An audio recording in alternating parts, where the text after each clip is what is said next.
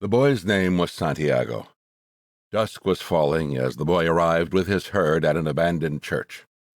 The roof had fallen in long ago, and an enormous sycamore had grown on the spot where the sacristy had once stood. He decided to spend the night there. He saw to it that all the sheep entered through the ruined gate, and then laid some planks across it to prevent the flock from wandering away during the night.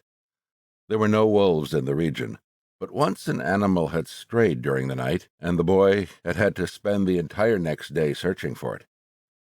He swept the floor with his jacket and lay down, using the book he had just finished reading as a pillow.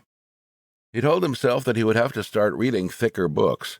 They lasted longer and made more comfortable pillows. It was still dark when he awoke, and, looking up, he could see the stars through the half-destroyed roof. I wanted to sleep a little longer, he thought. He had had the same dream that night as a week ago, and once again he had awakened before it ended. He arose and, taking up his crook, began to awaken the sheep that still slept. He had noticed that, as soon as he awoke, most of his animals also began to stir. It was as if some mysterious energy bound his life to that of the sheep, with whom he had spent the past 2 years, leading them through the countryside in search of food and water. "They are so used to me that they know my schedule," he muttered. Thinking about that for a moment, he realized that it could be the other way around, that it was he who had become accustomed to their schedule. But there were certain of them who took a bit longer to awaken. The boy prodded them, one by one, with his crook, calling each by name. He had always believed that the sheep were able to understand what he said. So there were times when he read them parts of his books that had made an impression on him, or when he would tell them of the loneliness or the happiness of a shepherd in the fields. Sometimes he would comment to them on the things he had seen in the villages they passed. But for the past few days he had spoken to them about only one thing: the girl, the daughter of a merchant who lived in the village they would reach in about 4 days. He had been to the village only once, the year before. The merchant was the proprietor of a dry goods shop, and he always demanded that the sheep be sheared in his presence so that he would not be cheated. A friend had told the boy about the shop, and he had taken his sheep there. "I need to sell some wool," the boy told the merchant. The shop was busy, and the man asked the shepherd to wait until the afternoon. So the boy sat on the steps of the shop and took a book from his bag. "I didn't know shepherds knew how to read," said a girl's voice behind him. The girl was typical of the region of Andalusia, with flowing black hair and eyes that vaguely recalled the Moorish conquerors. "Well, usually I learn more from my sheep than from books," he answered. During the 2 hours that they talked, she told him she was the merchant's daughter, and spoke of life in the village, where each day was like all the others. The shepherd told her of the Andalusian countryside, and related the news from the other towns where he had stopped. It was a pleasant change from talking to his sheep. "How did you learn to read?" the girl asked at one point. "Like everybody learns," he said, "in school." "Well, if you know how to read, why are you just a shepherd?" The boy mumbled an answer that allowed him to avoid responding to her question.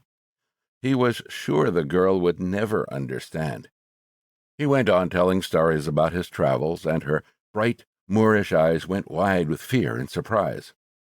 As the time passed, the boy found himself wishing that the day would never end, that her father would stay busy and keep him waiting for 3 days.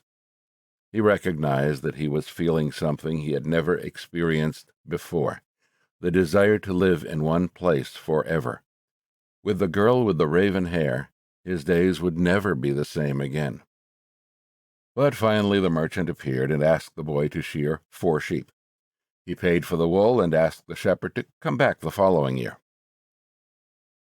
And now it was only 4 days before he would be back in the same village. He was excited, and at the same time uneasy. Maybe the girl had already forgotten him. Lots of shepherds passed through selling their wool. "It doesn't matter," he said to his sheep. "I know other girls in other places." But in his heart he knew that it did matter. And he knew that shepherds, like seamen and like traveling salesmen, always found a town where there was someone who could make them forget the joys of carefree wandering. The day was dawning, and the shepherd urged his sheep in the direction of the sun. They never have to make any decisions, he thought. Maybe that's why they always stay close to me. The only things that concerned the sheep were food and water. As long as the boy knew how to find the best pastures in Andalusia, they would be friends. Yes, their days were all the same, with the seemingly endless hours between sunrise and dusk, and they had never read a book in their young lives, and didn't understand when the boy told them about the sights of the cities. They were content with just food and water, and in exchange, they generously gave of their wool, their company, and, once in a while, their meat. If I become a monster today and decide to kill them one by one, they would become aware only after most of the flock had been slaughtered, thought the boy. They trust me, and they've forgotten how to rely on their own instincts, because I lead them to nourishment. The boy was surprised at his thoughts. Maybe the church, with the sycamore growing from within, had been haunted. It had caused him to have the same dream for a second time, and it was causing him to feel anger toward his faithful companions. He drank a bit from the wine that remained from his dinner of the night before, and he gathered his jacket closer to his body.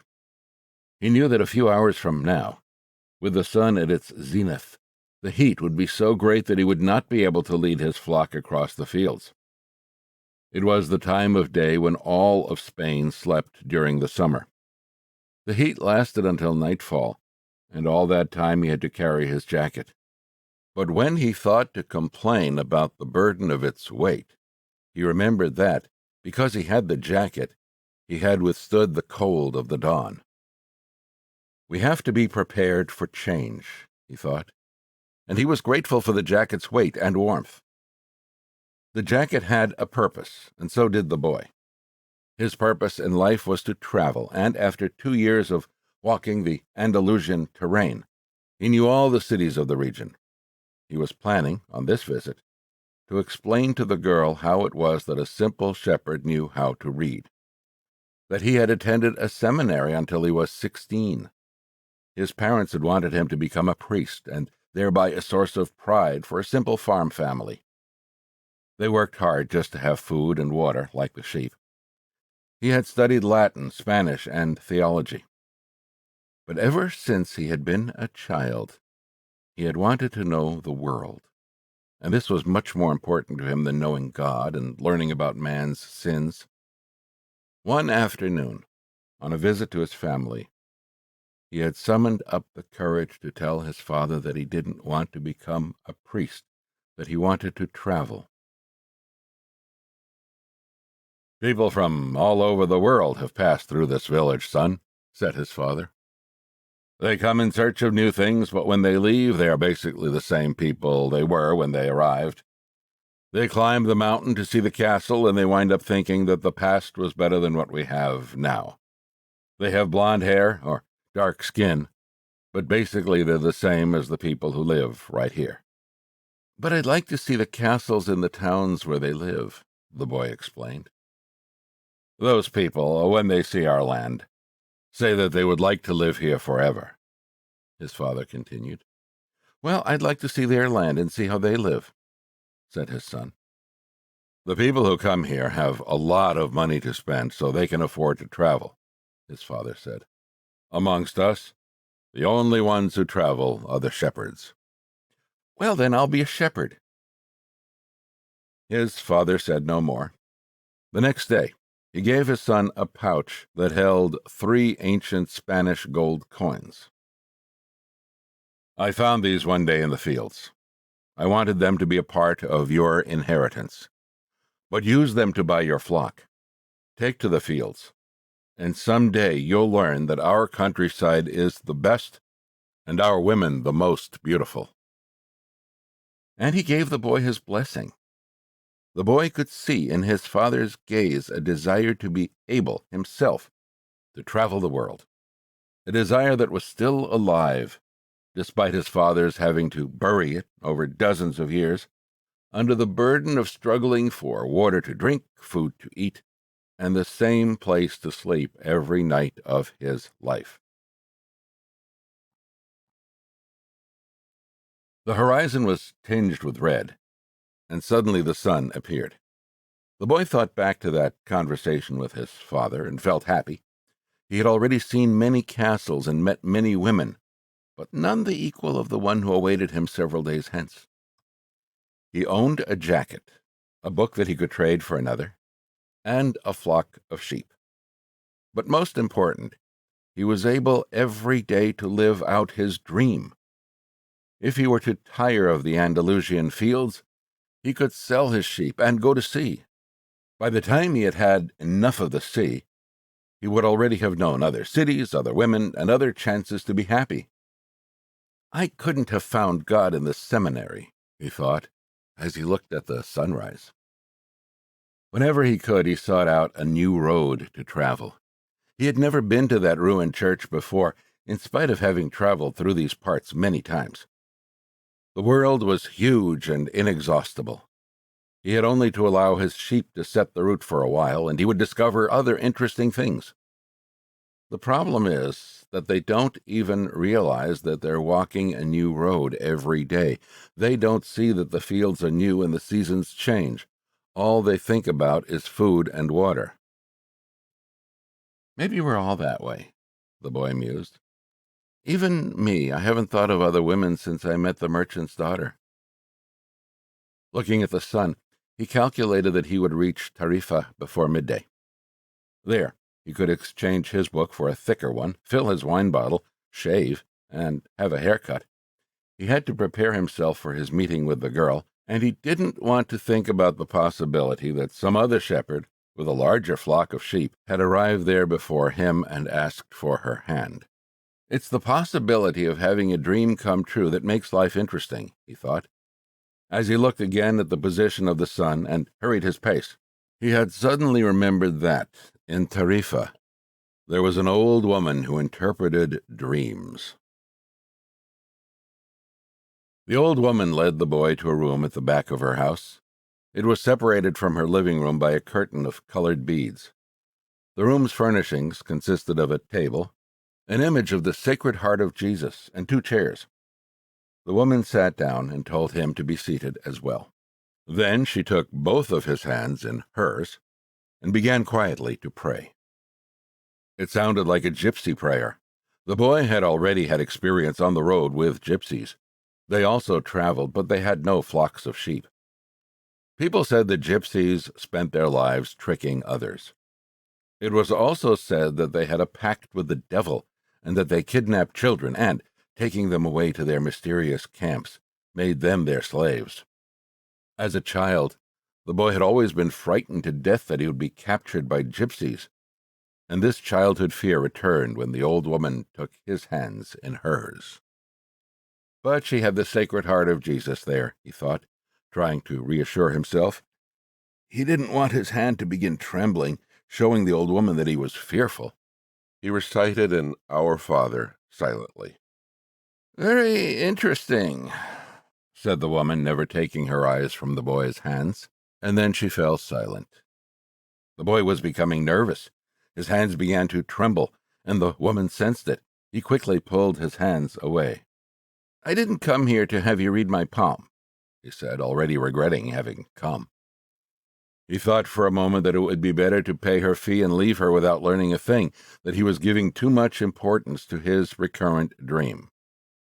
"You came so that you could learn about your dreams," said the old woman. "And dreams are the language of God. When he speaks in our language, I can interpret what he has said. But if he speaks in the language of the soul, it is only you who can understand. But whichever it is, I'm going to charge you for the consultation." Another trick, the boy thought. But he decided to take a chance. A shepherd always takes his chances with wolves and with drought, and that's what makes a shepherd's life exciting. "I have had the same dream twice," he said. "I dreamed that I was in a field with my sheep, when a child appeared and began to play with the animals. I don't like people to do that because the sheep are afraid of strangers. but children always seem to be able to play with them without frightening them. I don't know why. I don't know how animals know the age of human beings." "Tell me more about your dream," said the woman. "I have to get back to my cooking, and since you don't have much money, I can't give you a lot of time." "The child went on playing with my sheep for quite a while," continued the boy, a bit upset. "And suddenly the child took me by both hands and transported me to the Egyptian pyramids." He paused for a moment to see if the woman knew what the Egyptian pyramids were, but she said nothing. "Then, at the Egyptian pyramids," he said the last 3 words slowly so that the old woman would understand. "The child said to me, 'If you come here, you will find a hidden treasure.' And just as she was about to show me the exact location, I woke up. Both times." The woman was silent for some time. Then she again took his hands and studied them carefully. "I'm not going to charge you anything now," she said. "But I want 1/10 of the treasure if you find it." The boy laughed out of happiness. He was going to be able to save the little money he had because of a dream about hidden treasure.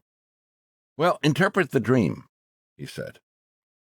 "First, swear to me. Swear that you will give me 1/10 of your treasure in exchange for what I am going to tell you." The shepherd swore that he would. The old woman asked him to swear again while looking at the image of the Sacred Heart of Jesus. "It's a dream in the language of the world," she said.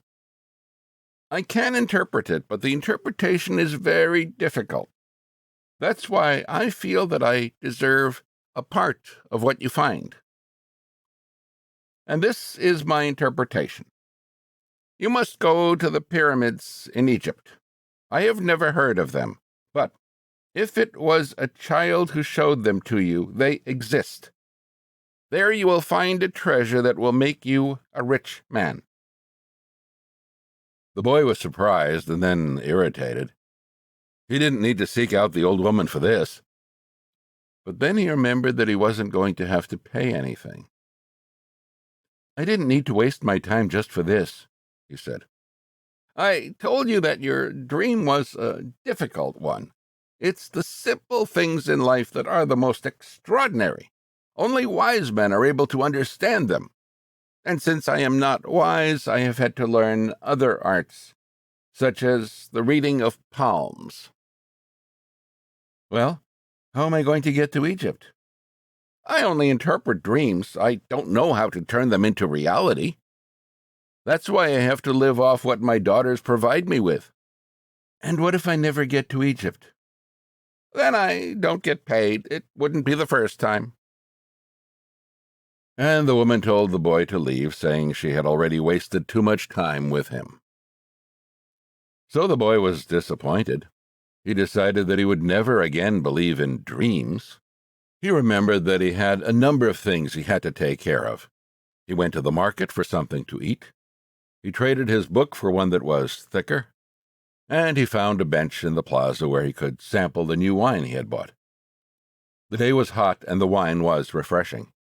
The sheep were at the gates of the city, in a stable that belonged to a friend. The boy knew a lot of people in the city. That was what made traveling appeal to him. He always made new friends, and he didn't need to spend all of his time with them. When someone sees the same people every day, as had happened with him at the seminary, they wind up becoming a part of that person's life. And then they want the person to change. If someone isn't what others want them to be, the others become angry. Everyone seems to have a clear idea of how other people should lead their lives, but none about his or her own. He decided to wait until the sun had sunk a bit lower in the sky before following his flock back through the fields. 3 days from now, he would be with the merchant's daughter. He started to read the book he had bought. On the very first page, it described a burial ceremony, and the names of the people involved were very difficult to pronounce. If he ever wrote a book, he thought, he would present one person at a time so that the reader wouldn't have to worry about memorizing a lot of names. When he was finally able to concentrate on what he was reading, he liked the book better. The burial was on a snowy day, and he welcomed the feeling of being cold. As he read on, an old man sat down at his side and tried to strike up a conversation. "What are they doing?" the old man asked, pointing at the people in the plaza. "Working," the boy answered dryly, making it look as if he wanted to concentrate on his reading. Actually, he was thinking about shearing his sheep in front of the merchant's daughter, so that she could see that he was someone who was capable of doing difficult things. He had already imagined the scene many times, every time the girl became fascinated when he explained that the sheep had to be sheared from back to front. He also tried to remember some good stories to relate as he sheared the sheep. Most of them he had read in books, but he would tell them as if they were from his personal experience. She would never know the difference because she didn't know how to read. Meanwhile, the old man persisted in his attempt to strike up a conversation. He said that he was tired and thirsty and asked if he might have a sip of the boy's wine. The boy offered his bottle, hoping that the old man would leave him alone. But the old man wanted to talk, and he asked the boy what book he was reading. The boy was tempted to be rude and moved to another bench, but his father had taught him to be respectful of the elderly. So he held out the book to the man, for two reasons. First, that he, himself, wasn't sure how to pronounce the title, and second, that if the old man didn't know how to read, he would probably feel ashamed and decide of his own accord to change benches.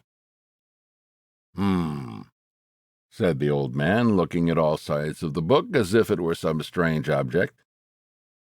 "This is an important book, but it's really irritating." The boy was shocked. The old man knew how to read, and had already read the book. And if the book was irritating, as the old man had said, the boy still had time to change it for another. "It's a book that says the same thing almost all the other books in the world say," continued the old man. "It describes people's inability to choose their own destinies, and it ends up saying that everyone believes the world's greatest lie." "What's the world's greatest lie?" the boy asked, completely surprised.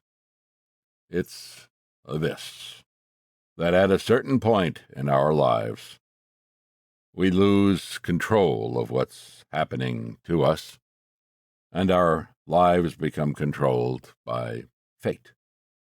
That's the world's greatest lie." "That's never happened to me," the boy said. "They wanted me to be a priest, but I decided to become a shepherd." "Much better," said the old man, "because you really like to travel." He knew what I was thinking, the boy said to himself. The old man, meanwhile, was leafing through the book without seeming to want to return it at all. The boy noticed that the man's clothing was strange. He looked like an Arab, which was not unusual in those parts. Africa was only a few hours from Tarifa. One had only to cross the narrow straits by boat. Arabs often appeared in the city, shopping and chanting their strange prayers several times a day. "Where are you from?" the boy asked. "From many places." "No one can be from many places," the boy said. "I'm a shepherd, and I have been to many places, but I come from only one place, from a city near an ancient castle. That's where I was born." "Well, then, we could say that I was born in Salem." The boy didn't know where Salem was, but he didn't want to ask, fearing that he would appear ignorant. He looked at the people in the plaza for a while. They were coming and going, and all of them seemed to be very busy. "So, what is Salem like?" he asked, trying to get some sort of clue. "It's like it always has been." No clue yet, but he knew that Salem wasn't in Andalusia. If it were, he would already have heard of it. "And what do you do in Salem?" he insisted. "What do I do in Salem?" the old man laughed. "Well, I'm the king of Salem." People say strange things, the boy thought. Sometimes it's better to be with the sheep who don't say anything. and better still to be alone with one's books. They tell their incredible stories at the time when you want to hear them, but when you're talking to people, they say some things that are so strange that you don't know how to continue the conversation. "My name is Melchizedek," said the old man. "How many sheep do you have?" "Enough," said the boy. He could see that the old man wanted to know more about his life. "Well, then, we've got a problem. I can't help you if you feel you've got enough sheep." The boy was getting irritated. He wasn't asking for help. It was the old man who had asked for a drink of his wine and had started the conversation. "Give me my book," the boy said. "I have to go and gather my sheep and get going." "Give me 1/10 of your sheep," said the old man, "and I'll tell you how to find the hidden treasure." The boy remembered his dream, and suddenly everything was clear to him. The old woman hadn't charged him anything, but the old man, maybe he was her husband, was going to find a way to get much more money in exchange for information about something that didn't even exist. The old man was probably a gypsy, too. But before the boy could say anything, the old man leaned over, picked up a stick, and began to write in the sand of the plaza. Something bright reflected from his chest with such intensity that the boy was momentarily blinded. With a movement that was too quick for someone his age, the man covered whatever it was with his cape. When his vision returned to normal, the boy was able to read what the old man had written in the sand. There, in the sand of the plaza of that small city, the boy read the names of his father and his mother and the name of the seminary he had attended. He read the name of the merchant's daughter, which he hadn't even known, and he read things he had never told anyone. "I'm the king of Salem," the old man had said. "Why would a king be talking with a shepherd?" the boy asked, awed and embarrassed. "For several reasons. But let's say that the most important is that you have succeeded in discovering your destiny." The boy didn't know what a person's destiny was. It's what you have always wanted to accomplish. Everyone, when they are young, knows what their destiny is. At that point in their lives, everything is clear and everything is possible. They are not afraid to dream and to yearn for everything they would like to see happen to them in their lives.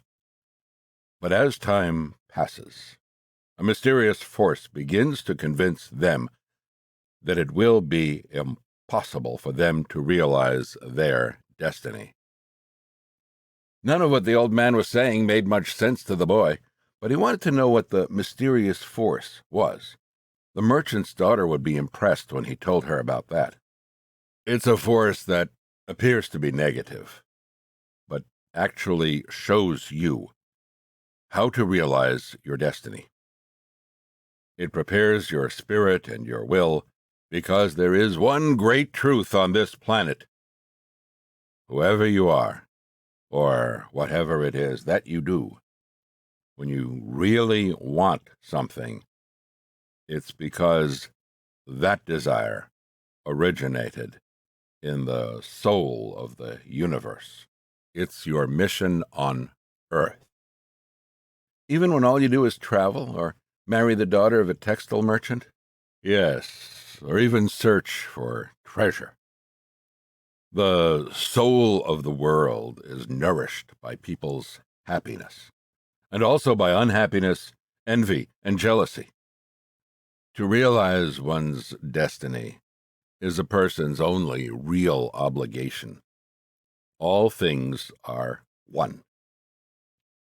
And when you want something, all the universe conspires in helping you to achieve it. They were both silent for a time, observing the plaza and the townspeople. It was the old man who spoke first. "Why do you tend a flock of sheep?" "Because I like to travel." The old man pointed to a baker standing in his shop window at one corner of the plaza. When he was a child, that man wanted to travel, too. But he decided first to buy his bakery and put some money aside. When he's an old man, he's going to spend a month in Africa. He never realized that people are capable, at any time in their lives, of doing what they dream of. He should have decided to become a shepherd, the boy said. Well, he thought about that, the old man said. But bakers are more important people than shepherds. Bakers have homes, while shepherds sleep out in the open. Parents would rather see their children marry bakers than shepherds. The boy felt a pang in his heart thinking about the merchant's daughter. There was surely a baker in her town. The old man continued. In the long run, what people think about shepherds and bakers becomes more important for them than their own destinies. The old man leafed through the book and fell to reading a page he came to. The boy waited and then interrupted the old man just as he himself had been interrupted. Why are you telling me all this? Because you are trying to realize your destiny, and you are at the point where you're about to give it all up. And that's when you always appear on the scene? Not always in this way, but I always appear in one form or another. Sometimes I appear in the form of a solution or a good idea. At other times, at a critical moment, I make it easier for things to happen. There are other things I do, too, but most of the time people don't realize I've done them.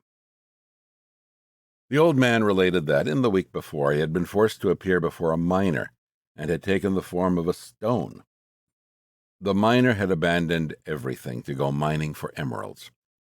For 5 years he had been working a certain river and had examined hundreds of thousands of stones looking for an emerald. The miner was about to give it all up, right at the point when, if he were to examine just one more stone, just one more, he would find his emerald. Since the miner had sacrificed everything to his destiny, the old man decided to become involved. He transformed himself into a stone that rolled up to the miner's foot.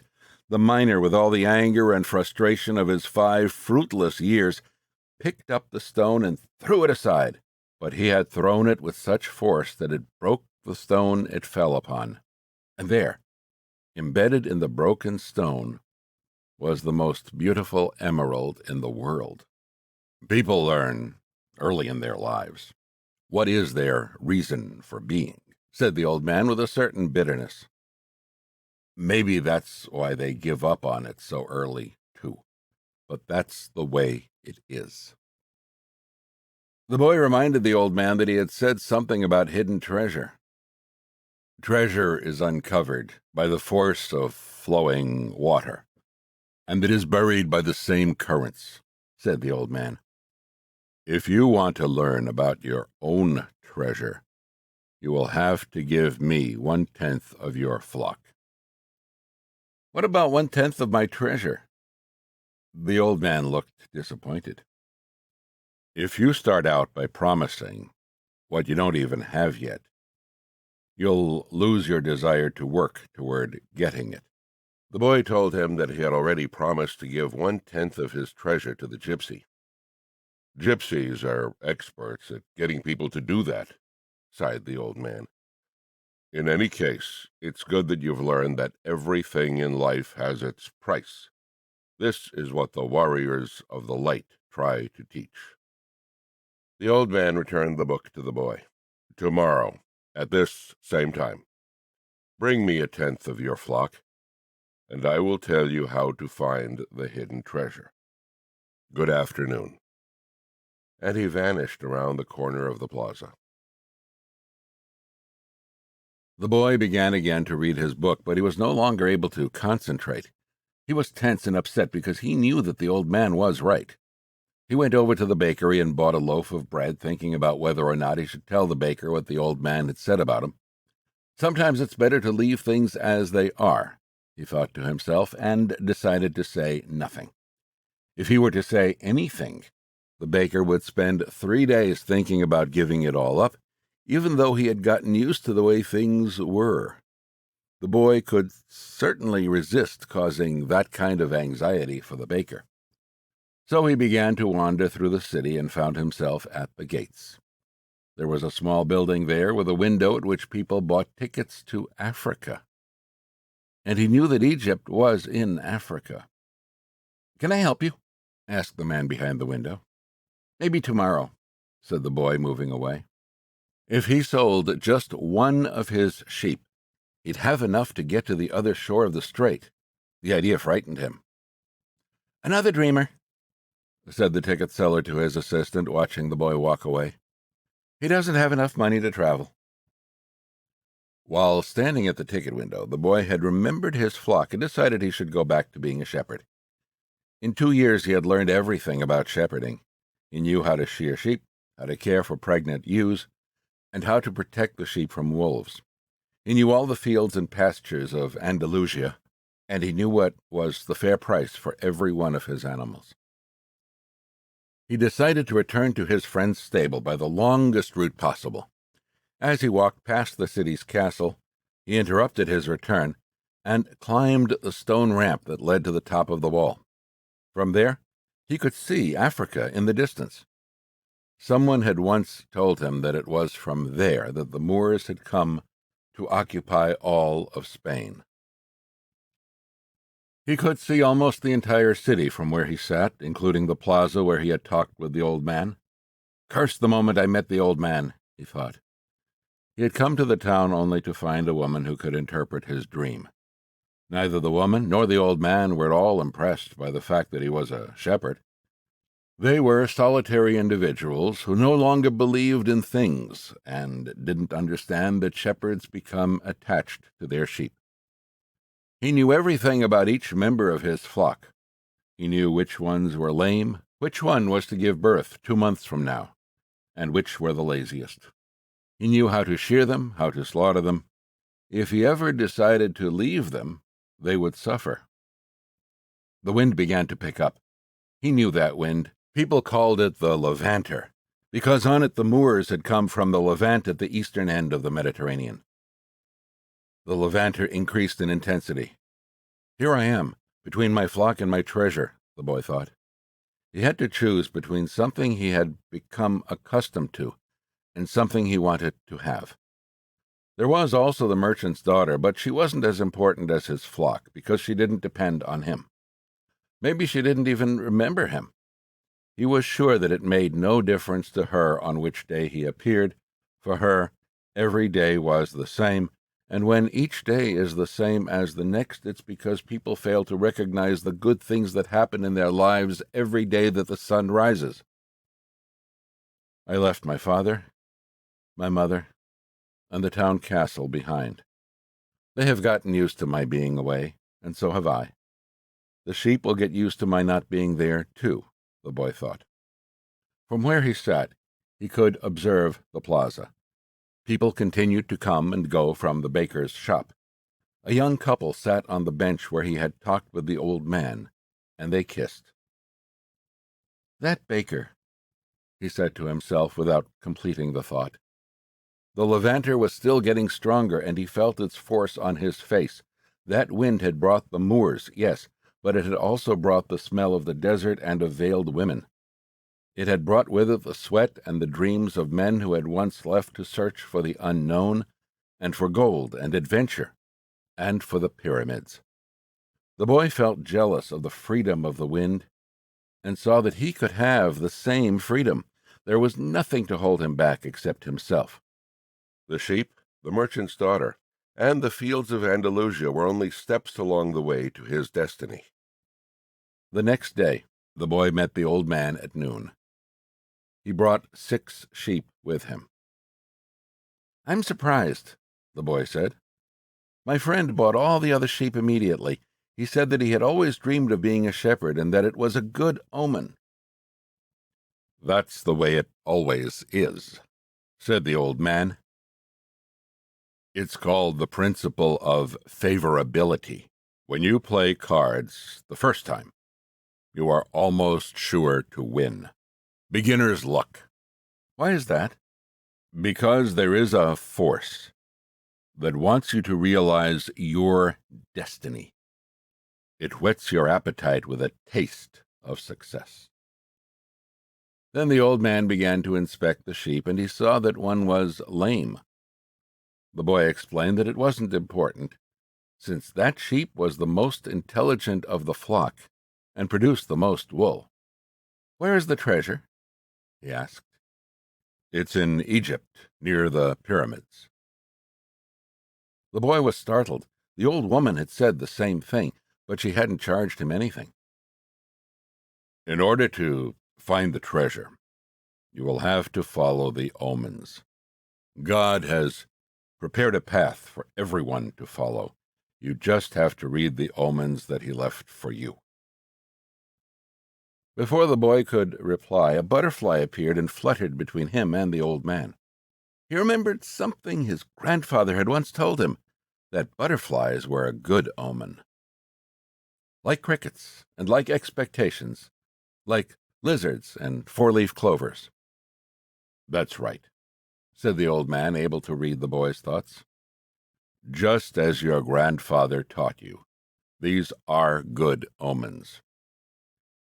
The old man opened his cape, and the boy was struck by what he saw. The old man wore a breastplate of heavy gold, covered with precious stones. The boy recalled the brilliance he had noticed on the previous day. He really was a king. He must be disguised to avoid encounters with thieves.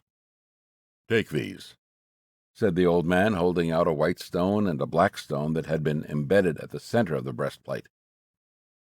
"They are called Urim and Thummim. The black signifies yes, and the white, no. When you are unable to read the omens, they will help you to do so. Always ask an objective question. But if you can, try to make your own decisions. The treasure is at the pyramids, that you already knew. But I had to insist on the payment of 6 sheep because I helped you to make your decision." The boy put the stones in his pouch. From then on, he would make his own decisions. Don't forget that everything you deal with is only one thing and nothing else. And don't forget the language of omens. And above all, don't forget to follow your destiny through to its conclusion. But before I go, I want to tell you a little story. A certain shopkeeper sent his son to learn about the secret of happiness from the wisest man in the world. The lad wandered through the desert for 40 days and finally came upon a beautiful castle, high atop a mountain. It was there that the wise man lived. Rather than finding a saintly man, though, our hero, on entering the main room of the castle, saw a hive of activity. Tradesmen came and went, people were conversing in the corners, a small orchestra was playing soft music, and there was a table covered with platters of the most delicious food in that part of the world. The wise man conversed with everyone, and the boy had to wait for 2 hours before it was his turn to be given the man's attention. The wise man listened attentively to the boy's explanation of why he had come, but told him that he didn't have time just then to explain the secret of happiness. He suggested that the boy look around the palace and return in 2 hours. "Meanwhile, I want to ask you to do something," said the wise man, handing the boy a teaspoon that held 2 drops of oil. "As you wander around, carry the spoon with you, without allowing the oil to spill." The boy began climbing and descending the many stairways of the palace, keeping his eyes fixed on the spoon. After 2 hours, he returned to the room where the wise man was. "Well," asked the wise man, Did you see the Persian tapestries that are hanging in my dining hall? Did you see the garden that it took the master gardener 10 years to create? Did you notice the beautiful parchments in my library?" The boy was embarrassed and confessed that he had observed nothing. His only concern had been not to spill the oil that the wise man had entrusted to him. "Then go back and observe the marvels of my world," said the wise man. "You cannot trust a man if you don't know his house." Relieved, the boy picked up the spoon and returned to his exploration of the palace, this time observing all of the works of art on the ceilings and the walls. He saw the gardens, the mountains all around him, the beauty of the flowers, and the taste with which everything had been selected. Upon returning to the wise man, he related in detail everything he had seen. "But where are the drops of oil I entrusted to you?" asked the wise man. Looking down at the spoon he held, the boy saw that the oil was gone. "Well, there is only one piece of advice I can give you," said the wisest of wise men. "The secret of happiness is to see all the marvels of the world and never to forget the drops of oil on the spoon." The shepherd said nothing. He had understood the story the old king had told him. A shepherd may like to travel, but he should never forget about his sheep. The old man looked at the boy and, with his hands held together, made several strange gestures over the boy's head. Then, taking his sheep, he walked away. At the highest point in Tarifa, there is an old fort built by the Moors. From atop its walls, one can catch a glimpse of Africa. Melchizedek, the king of Salem, sat on the wall of the fort that afternoon and felt the levanter blowing in his face. The sheep fidgeted nearby, uneasy with their new owner and excited by so much change. All they wanted was food and water. Melchizedek watched a small ship that was plowing its way out of the port. He would never again see the boy, just as he had never seen Abraham again after having charged him his 1/10 fee. That was his work. The gods should not have desires because they don't have destinies, but the king of Salem hoped desperately that the boy would be successful. "It's too bad that he's quickly going to forget my name," he thought. "I should have repeated it for him. Then when he spoke about me, he would say that I am Melchizedek, the king of Salem." He looked to the skies, feeling a bit abashed, and said, "I know it's the vanity of vanities, as you said, my lord, but an old king sometimes has to take some pride in himself." How strange Africa is, thought the boy. He was sitting in a bar, very much like the other bars he had seen along the narrow streets of Tangier. Some men were smoking from a gigantic pipe they passed from one to the other.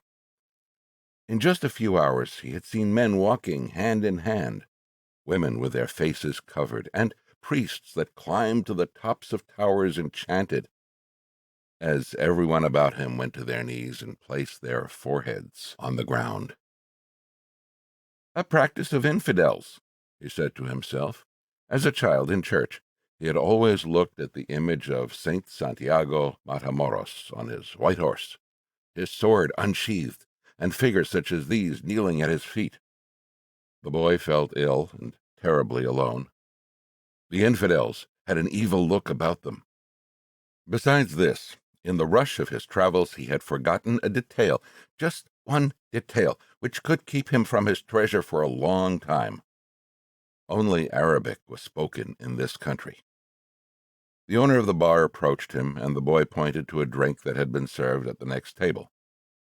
It turned out to be a bitter tea. The boy preferred wine. But he didn't need to worry about that right now. What he had to be concerned about was his treasure, and how he was going to go about getting it. The sale of his sheep had left him with enough money in his pouch, and the boy knew that in money there was magic. Whoever has money is never really alone.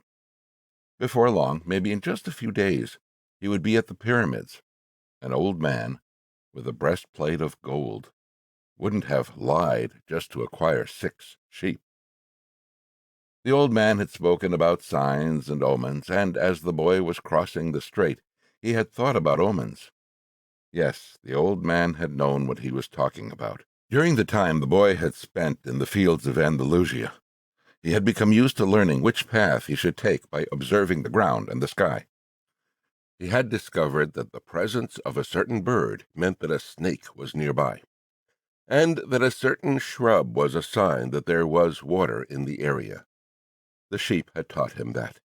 If God leads the sheep so well, he will also lead a man, he thought, and that made him feel better. The tea seemed less bitter. "Who are you?" he heard a voice ask him in Spanish. The boy was relieved. He was thinking about omens, and someone had appeared. "How come you speak Spanish?" he asked. The new arrival was a young man in Western dress, but the color of his skin suggested he was from this city. He was about the same age and height as the boy. "Almost everyone here speaks Spanish. We're only 2 hours from Spain. Sit down and let me treat you to something," said the boy, "and ask for a glass of wine for me. I hate this tea." "There is no wine in this country," the young man said. "The religion here forbids it." The boy told him then that he needed to get to the pyramids. He almost began to tell about his treasure, but decided not to do so. If he did, it was possible that the Arab would want a part of it as payment for taking him there. He remembered what the old man had said about offering something you didn't even have yet. "I'd like you to take me there if you can.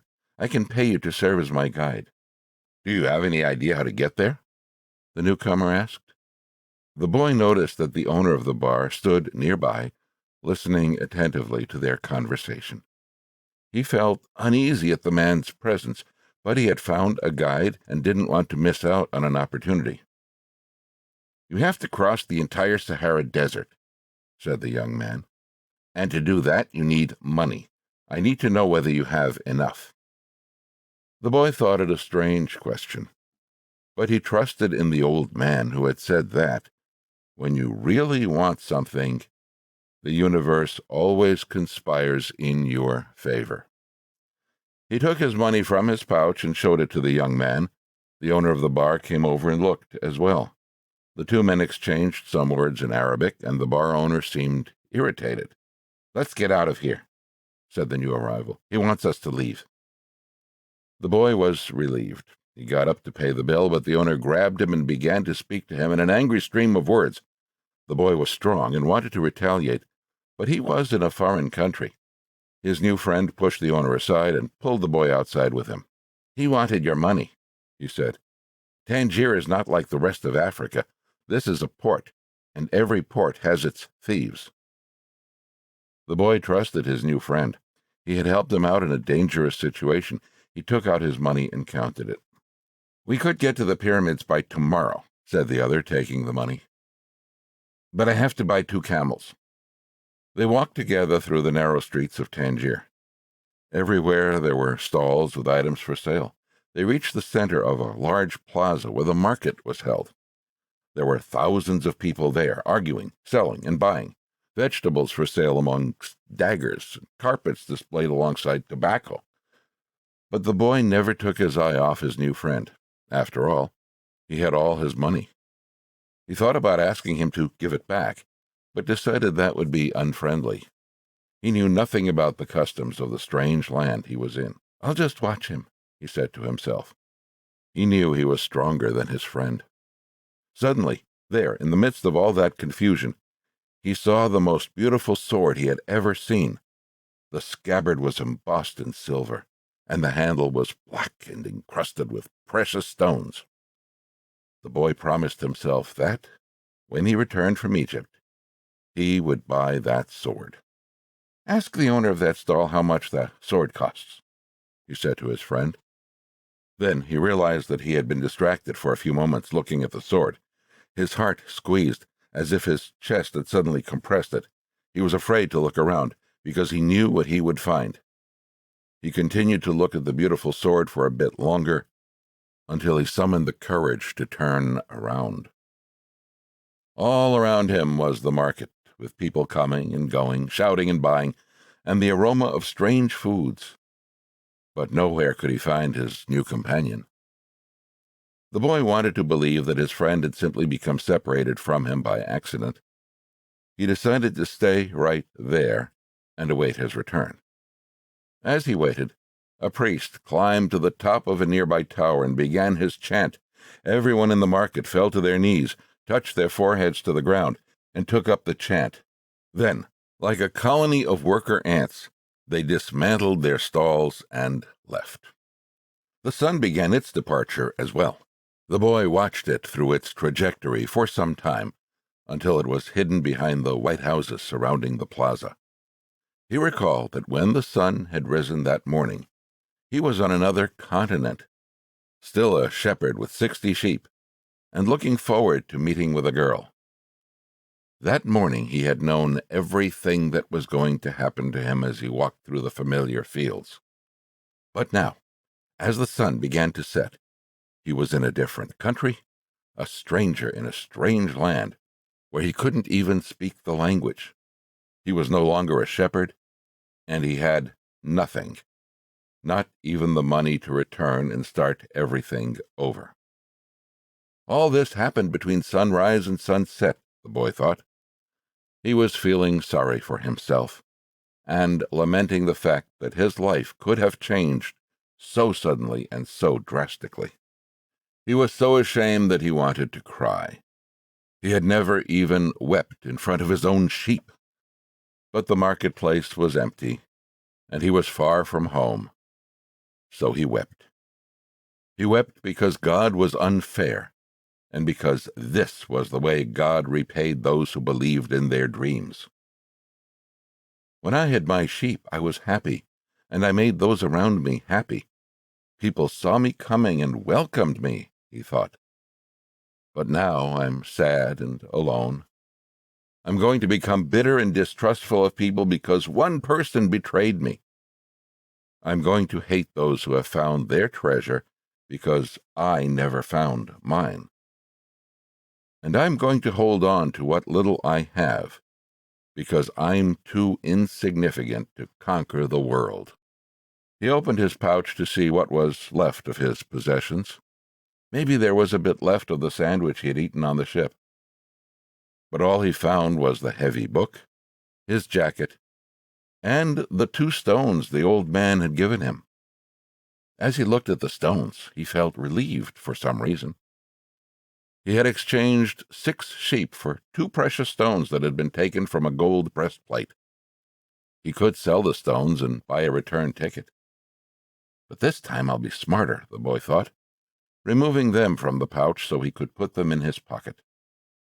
This was a port town, and the only truthful thing his friend had told him was that port towns are full of thieves. Now he understood why the owner of the bar had been so upset. He was trying to tell him not to trust that man. I'm like everyone else. I see the world in terms of what I would like to see happen, not what actually does. He ran his fingers slowly over the stones, sensing their temperature and feeling their surfaces. They were his treasure. Just handling them made him feel better. They reminded him of the old man. When you want something, all the universe conspires in helping you to achieve it, he had said. The boy was trying to understand the truth of what the old man had said. There he was in the empty marketplace, without a cent to his name, and with not a sheep to guard through the night. But the stones were proof that he had met with a king who knew of the boy's past. They're called Urim and Thummim, and they can help you to read the omens. The boy put the stones back in the pouch and decided to do an experiment. The old man had said to ask very clear questions, and to do that, the boy had to know what he wanted. So, he asked if the old man's blessing was still with him. He took out one of the stones, It was yes. "Am I going to find my treasure?" he asked. He stuck his hand into the pouch and felt around for one of the stones. As he did so, both of them pushed through a hole in the pouch and fell to the ground. The boy had never even noticed that there was a hole in his pouch. He knelt down to find Urim and Thummim and put them back in the pouch, but as he saw them lying there on the ground, another phrase came to his mind. "Learn to recognize omens and follow them," the old king had said. An omen. The boy smiled to himself. He picked up the 2 stones and put them back in his pouch. He didn't consider mending the hole. The stones could fall through any time they wanted. He had learned that there were certain things one shouldn't ask about, so as not to flee from one's own destiny. "I promised that I would make my own decisions," he said to himself. But the stones had told him that the old man was still with him, and that made him feel more confident. He looked around at the empty plaza again, feeling less desperate than before. This wasn't a strange place, it was a new one. After all, what he had always wanted was just that, to know new places. Even if he never got to the pyramids, he had already traveled farther than any shepherd he knew. Oh, if they only knew how different things are just 2 hours by ship from where they are, he thought. Although his new world at the moment was just an empty marketplace, he had already seen it when it was teeming with life, and he would never forget it. He remembered the sword. It hurt him a bit to think about it, but he had never seen one like it before. As he mused about these things, he realized that he had to choose between thinking of himself as a poor victim of a thief and as an adventurer in quest of his treasure. "I'm an adventurer looking for treasure," he said to himself. He was shaken into wakefulness by someone. He had fallen asleep in the middle of the marketplace, and life in the plaza was about to resume. Looking around, he sought his sheep and then realized that he was in a new world. But instead of being saddened, he was happy. He no longer had to seek out food and water for the sheep. He could go in search of his treasure instead. He had not a cent in his pocket, but he had faith. He had decided, the night before, that he would be as much an adventurer as the ones he had admired in books. He walked slowly through the market. The merchants were assembling their stalls, and the boy helped the candy seller to do his. The candy seller had a smile on his face. He was happy, aware of what his life was about, and ready to begin a day's work. His smile reminded the boy of the old man, the mysterious old king he had met. This candy merchant isn't making candy so that later he can travel or marry a shopkeeper's daughter. He's doing it because it's what he wants to do, thought the boy. He realized that he could do the same thing the old man had done, sense whether a person was near to or far from his destiny, just by looking at them. "It's easy, and yet I've never done it before," he thought. When the stall was assembled, the candy seller offered the boy the first sweet he had made for the day. The boy thanked him, ate it, and went on his way. When he had gone only a short distance, he realized that, while they were erecting the stall, one of them had spoken Arabic and the other Spanish, and they had understood each other perfectly well. There must be a language that doesn't depend on words, the boy thought. I've already had that experience with my sheep, and now it's happening with people. He was learning a lot of new things. Some of them were things he had already experienced and weren't really new, but that he had never perceived before. And he hadn't perceived them because he had become accustomed to them. He realized, if I can learn to understand this language without words, I can learn to understand the world. Relaxed and unhurried, He resolved that he would walk through the narrow streets of Tangier. Only in that way would he be able to read the omens. He knew it would require a lot of patience, but shepherds knew all about patience. Once again he saw that, in that strange land, he was applying the same lessons he had learned with his sheep. All things are one, the old man had said. The crystal merchant awoke with the day and felt the same anxiety that he felt every morning. He had been in the same place for 30 years, a shop at the top of a hilly street where few customers passed. Now it was too late to change anything. The only thing he had ever learned to do was to buy and sell crystal glassware. There had been a time when many people knew of his shop. Arab merchants, French and English geologists, German soldiers who were always well-heeled. In those days it had been wonderful to be selling crystal, and he had thought how he would become rich and have beautiful women at his side as he grew older. But as time passed, Tangier had changed. The nearby city of Ceuta had grown faster than Tangier, and business had fallen off. Neighbors moved away, and there remained only a few small shops on the hill. And no one was going to climb the hill just to browse through a few small shops. But the crystal merchant had no choice. He had lived 30 years of his life buying and selling crystal pieces, and now it was too late to do anything else. He spent the entire morning observing the infrequent comings and goings in the street. He had done this for years, and knew the schedule of everyone who passed. But just before lunchtime, a boy stopped in front of the shop.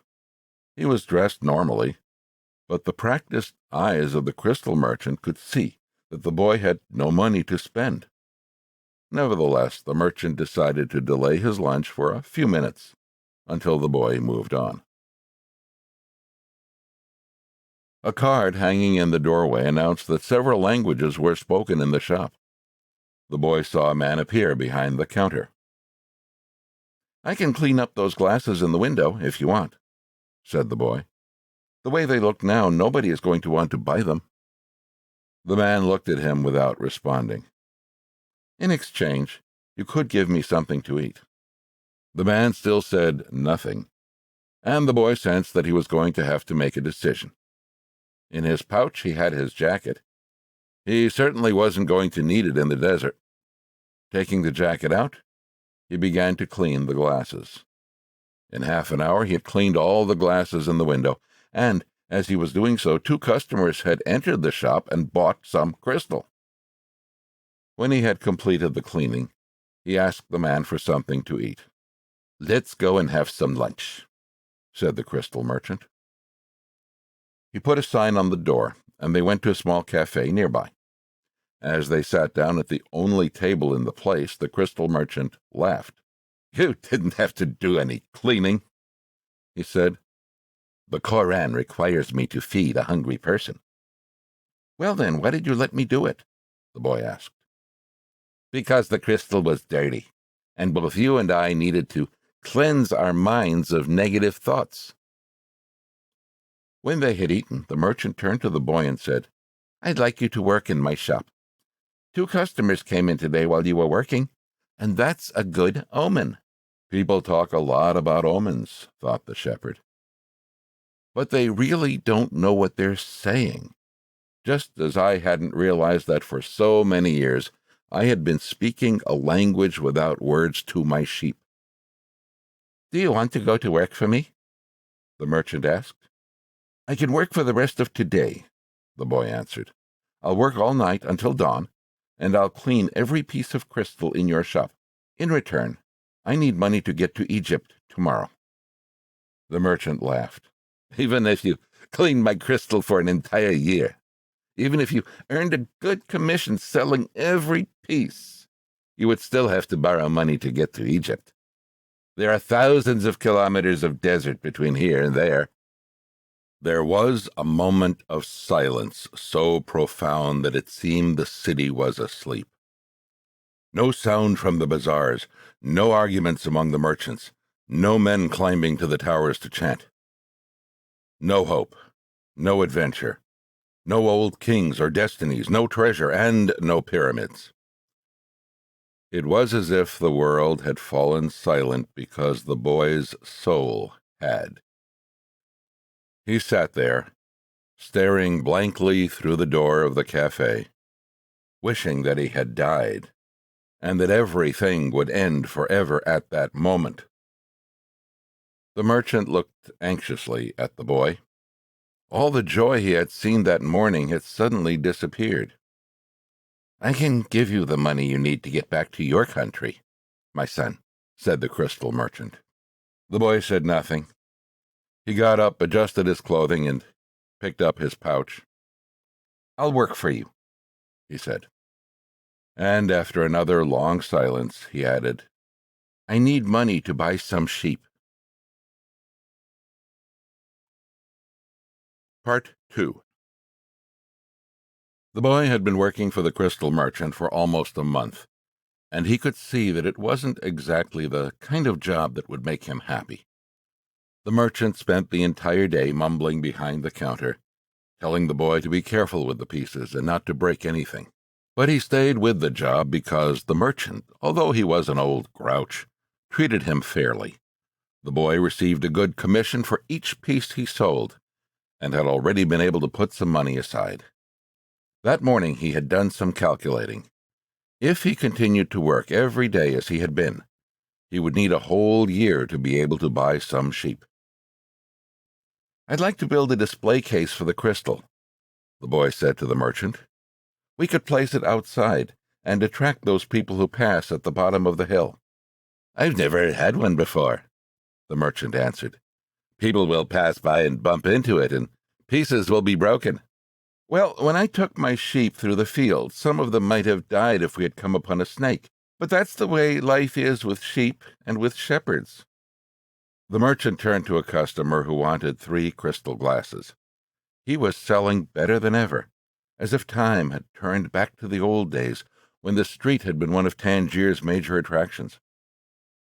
"Business has really improved," he said to the boy after the customer had left.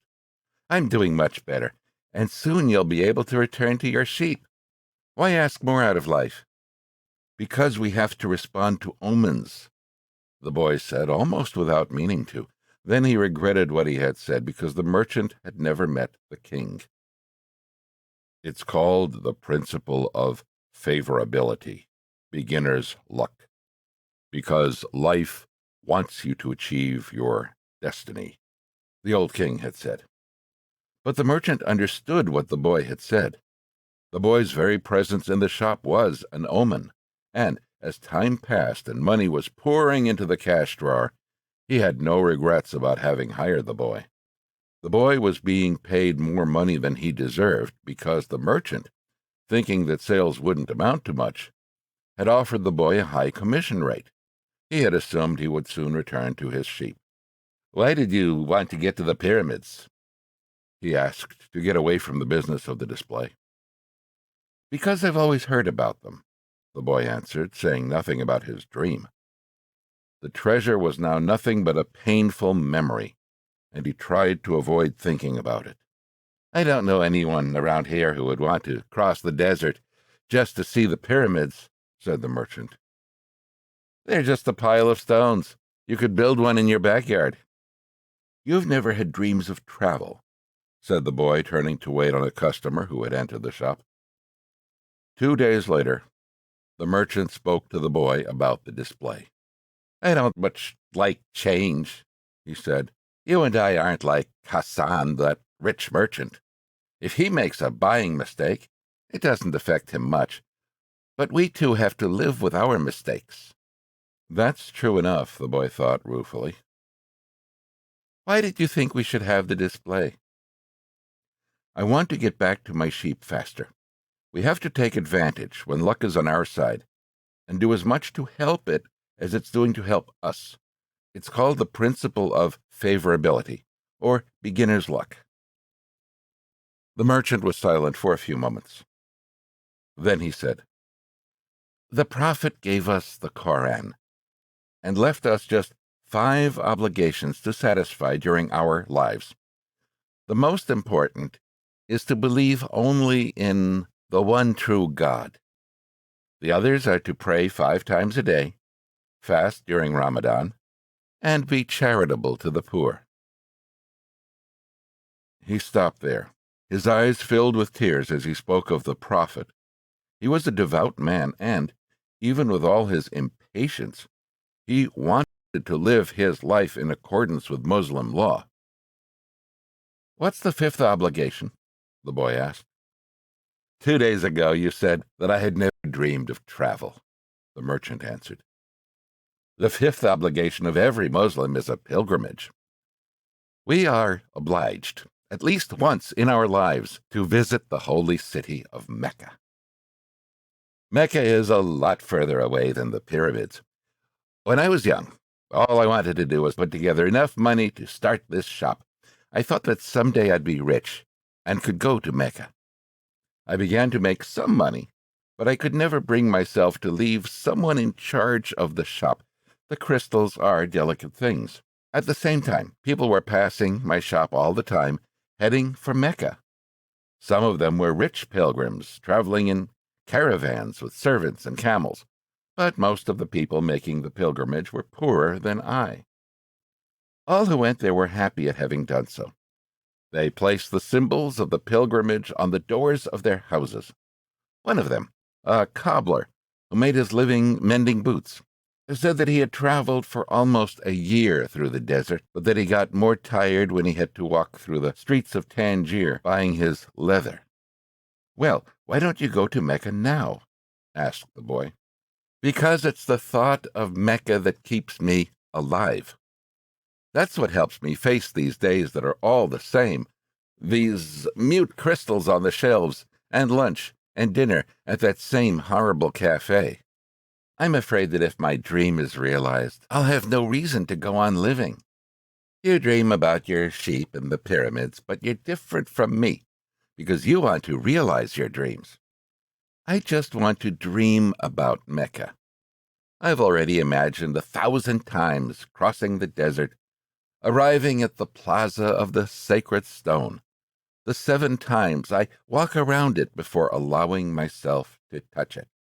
I've already imagined the people who would be at my side, and those in front of me, and the conversations and prayers we would share.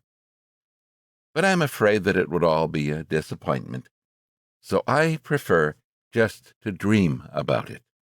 That day, the merchant gave the boy permission to build the display. Not everyone can see his dreams come true in the same way. 2 more months passed, and the shelf brought many customers into the crystal shop. The boy estimated that if he worked for 6 more months, he could return to Spain and buy 60 sheep, and yet another 60. In less than a year, he would have doubled his flock, and he would be able to do business with the Arabs because he was now able to speak their strange language. Since that morning in the marketplace, he had never again made use of Urim and Thummim, because Egypt was now just as distant a dream for him as was Mecca for the merchant. Anyway, the boy had become happy in his work, and thought all the time about the day when he would disembark at Tarifa as a winner. "You must always know what it is that you want," the old king had said. The boy knew, and was now working toward it. Maybe it was his treasure to have wound up in that strange land, met up with a thief, and doubled the size of his flock without spending a cent.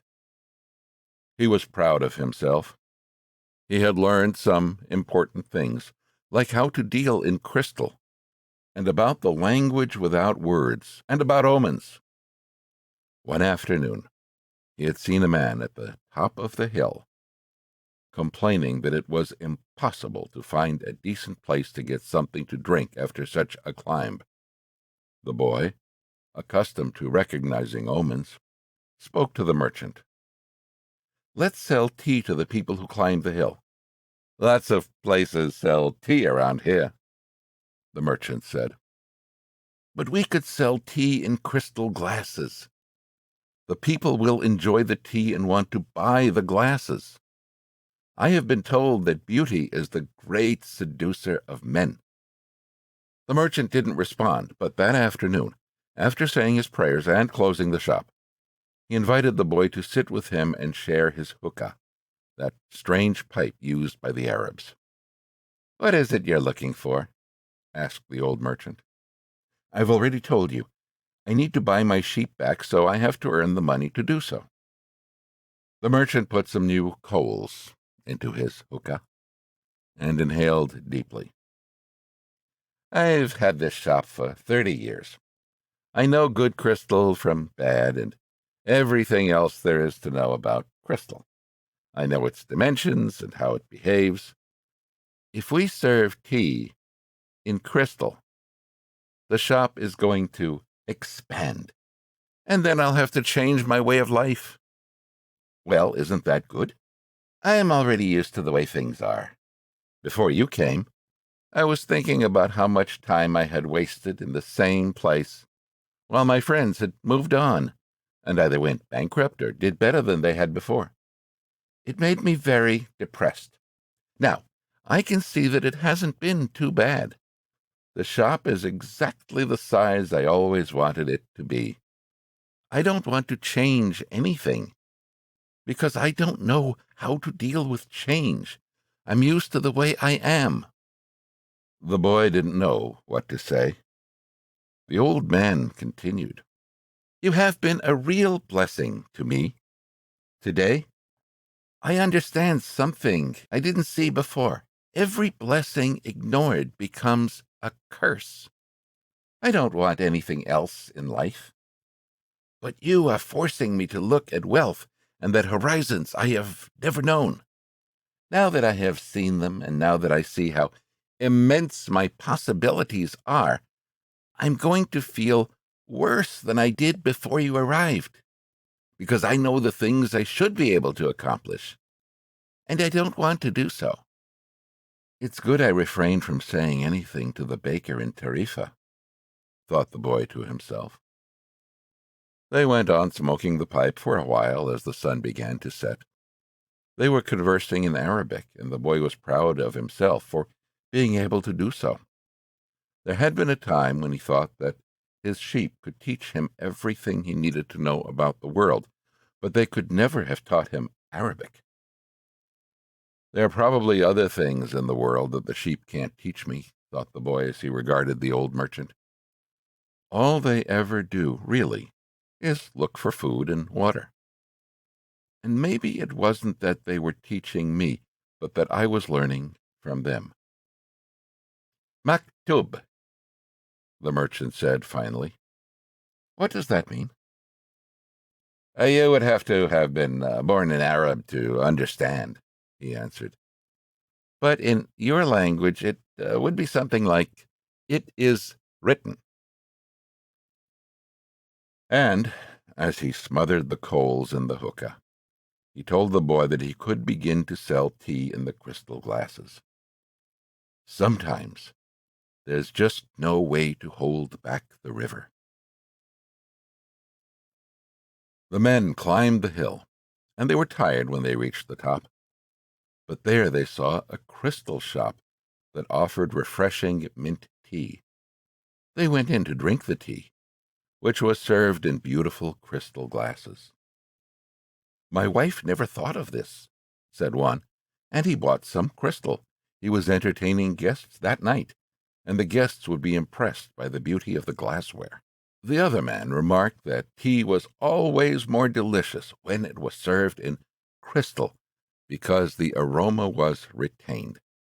The third said it was a tradition in the Orient to use crystal glasses for tea, because it had magical powers. Before long, the news spread, and a great many people began to climb the hill to see the shop that was doing something new in a trade that was so old.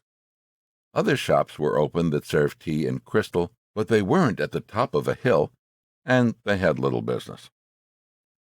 Eventually, the merchant had to hire 2 more employees.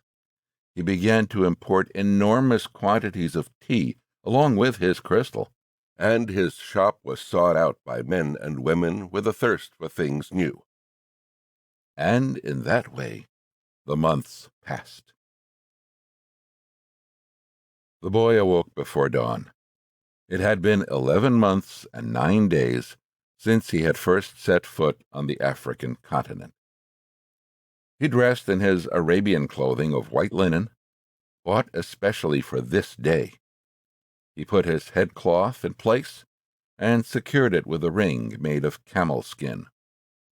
Wearing his new sandals, he descended the stairs silently. The city was still sleeping. He prepared himself a sandwich and drank some hot tea from a crystal glass. Then he sat in the sun-filled doorway, smoking the hookah. He smoked in silence, thinking of nothing, and listening to the sound of the wind that brought the scent of the desert.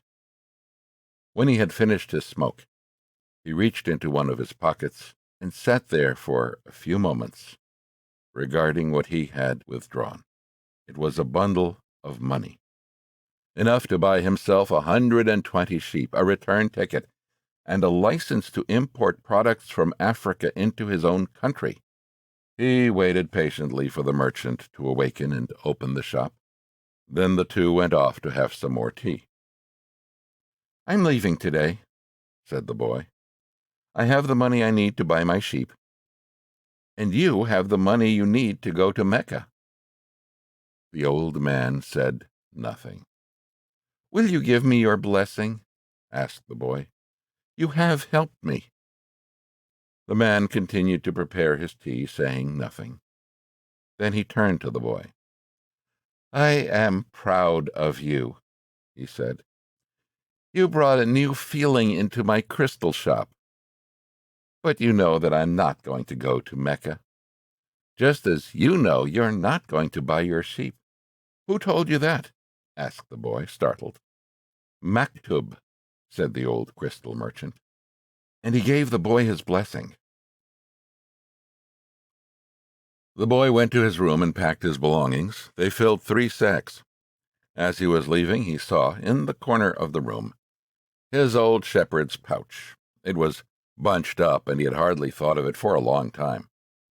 As he took his jacket out of the pouch, thinking to give it to someone in the street, the 2 stones fell to the floor, Urim and Thummim. It made the boy think of the old king, and it startled him to realize how long it had been since he had thought of him. For nearly a year, he had been working incessantly, thinking only of putting aside enough money so that he could return to Spain with pride. "Never stop dreaming," the old king had said. "Follow the omens." The boy picked up Urim and Thummim, and once again had the strange sensation that the old king was nearby. He had worked hard for a year, and the omens were that it was time to go. "I'm going to go back to doing just what I did before," the boy thought, "even though the sheep didn't teach me to speak Arabic." But the sheep had taught him something even more important, that there was a language in the world that everyone understood, a language the boy had used throughout the time that he was trying to improve things at the shop. It was the language of enthusiasm, of things accomplished with love and purpose, and as part of a search for something believed in and desired. Tangier was no longer a strange city, and he felt that, just as he had conquered this place, he could conquer the world. When you want something, all the universe conspires to help you achieve it, the old king had said. But the old king hadn't said anything about being robbed, or about endless deserts, or about people who knew what their dreams are but don't want to realize them. The old king hadn't told him that the pyramids were just a pile of stones, or that anyone could build one in his backyard. And he had forgotten to mention that when you have enough money to buy a flock larger than the one you had before, you should buy it. The boy picked up his pouch and put it with his other things. He went down the stairs and found the merchant waiting on a foreign couple, while two other customers walked about the shop drinking tea from crystal glasses. It was more activity than usual for this time of the morning. From where he stood, he saw for the first time that the old merchant's hair was very much like the hair of the old king. He remembered the smile of the candy seller on his first day in Tangier, when he had nothing to eat and nowhere to go. That smile had also been like the old king's smile. It's almost as if he had been here and left his mark, he thought, and yet none of these people has ever met the old king. On the other hand, he said that he always appeared to help those who are trying to realize their destiny. He left without saying goodbye to the crystal merchant. He didn't want to cry with the other people there. He was going to miss the place and all the good things he had learned. He was more confident in himself, though, and felt as though he could conquer the world. But I'm going back to the fields that I know to take care of my flock again. He said that to himself with certainty, but he was no longer happy with his decision. He had worked for an entire year to make a dream come true, and that dream, minute by minute, was becoming less important. Maybe because that wasn't really his dream. Who knows? Maybe it's better to be like the crystal merchant, never go to Mecca, and just go through life wanting to do so, he thought, again trying to convince himself. But as he held Urim and Thummim in his hand, they had transmitted to him the strength and will of the old king. By coincidence, or maybe it was an omen, the boy thought, he came to the bar he had entered on his first day there. The thief wasn't there, and the owner brought him a cup of tea. I can always go back to being a shepherd, the boy thought. I learned how to care for sheep, and I haven't forgotten how that's done. But maybe I'll never have another chance to get to the pyramids in Egypt. The old man wore a breastplate of gold, and he knew about my past. He really was a king, a wise king. The hills of Andalusia were only 2 hours away, but there was an entire desert between him and the pyramids. Yet the boy felt that there was another way to regard his situation. He was actually 2 hours closer to his treasure. The fact that the 2 hours had stretched into an entire year didn't matter. I know why I want to get back to my flock, he thought. I understand sheep. They're no longer a problem, and they can be good friends. On the other hand, I don't know if the desert can be a friend. And it's in the desert that I have to search for my treasure. If I don't find it, I can always go home. I finally have enough money and all the time I need. Why not? He suddenly felt tremendously happy. He could always go back to being a shepherd. He could always become a crystal salesman again.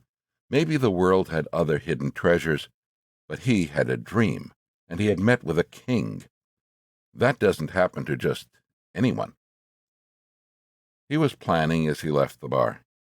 He had remembered that one of the crystal merchant's suppliers transported his crystal by means of caravans that crossed the desert. He held Urim and Thummim in his hand. Because of those 2 stones, he was once again on the way to his treasure. I am always nearby when someone wants to realize their destiny, the old king had told him. What could it cost to go over to the supplier's warehouse and find out if the pyramids were really that far away? The Englishman was sitting on a bench in a structure that smelled of animals, sweat, and dust.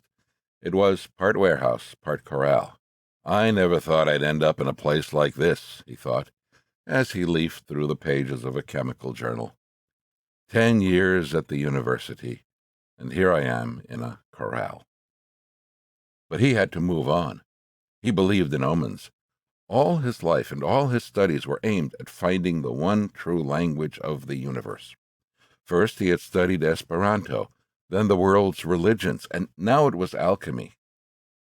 He knew how to speak Esperanto. He understood all the major religions well. But he wasn't yet an alchemist. He had unraveled the truths behind important questions, but his studies had taken him to a point beyond which he could not seem to go. He had tried in vain to establish a relationship with an alchemist. But the alchemists were strange people who thought only about themselves and almost always refused to help him. Who knows? Maybe they had failed to discover the secret of the master work, the philosopher's stone, and for this reason kept their knowledge to themselves. He had already spent much of the fortune left to him by his father, fruitlessly seeking the philosopher's stone. He had spent enormous amounts of time at the great libraries of the world, and had purchased all the rarest and most important volumes on alchemy. In one he had read that, many years ago, a famous Arabian alchemist had visited Europe. It was said that he was more than 200 years old, and that he had discovered the philosopher's stone and the elixir of life. The Englishman had been profoundly impressed by the story, but he would never have thought it more than just a myth, had not a friend of his, returning from an archaeological expedition in the desert, told him about an Arab that was possessed of exceptional powers. "He lives at the Al-Fayoum oasis," his friend had said, "and people say he is 200 years old and is able to transform any metal into gold." The Englishman could not contain his excitement. He canceled all his commitments and pulled together the most important of his books, and now here he was, sitting inside a dusty, smelly warehouse. Outside, a huge caravan was being prepared for a crossing of the Sahara, and was scheduled to pass through Al-Fayoum. "I'm going to find that damned alchemist," the Englishman thought, and the odor of the animals became a bit more tolerable. A young Arab, also loaded down with luggage, entered and greeted the Englishman. "Where are you bound?" asked the young Arab. "I'm going into the desert," the man answered, turning back to his reading. He didn't want any conversation at this point. What he needed to do was review all he had learned over the years, because the alchemist would certainly put him to the test. The young Arab took out a book and began to read. The book was written in Spanish. That's good, thought the Englishman. He spoke Spanish better than Arabic, and if this boy was going to Al-Fayoum, there would be someone to talk to when there were no other important things to do. "That's strange," said the boy as he tried once again to read the burial scene that began the book. "I've been trying for 2 years to read this book, and I never get past these first few pages." Even without a king to provide an interruption, he was unable to concentrate. He still had some doubts about the decision he had made, but he was able to understand one thing. Making a decision was only the beginning of things. When someone makes a decision, he is really diving into a strong current that will carry him to places he had never dreamed of when he first made the decision. "When I decided to seek out my treasure, I never imagined that I'd wind up working in a crystal shop," he thought. "And joining this caravan may have been my decision, but where it goes is going to be a mystery to me."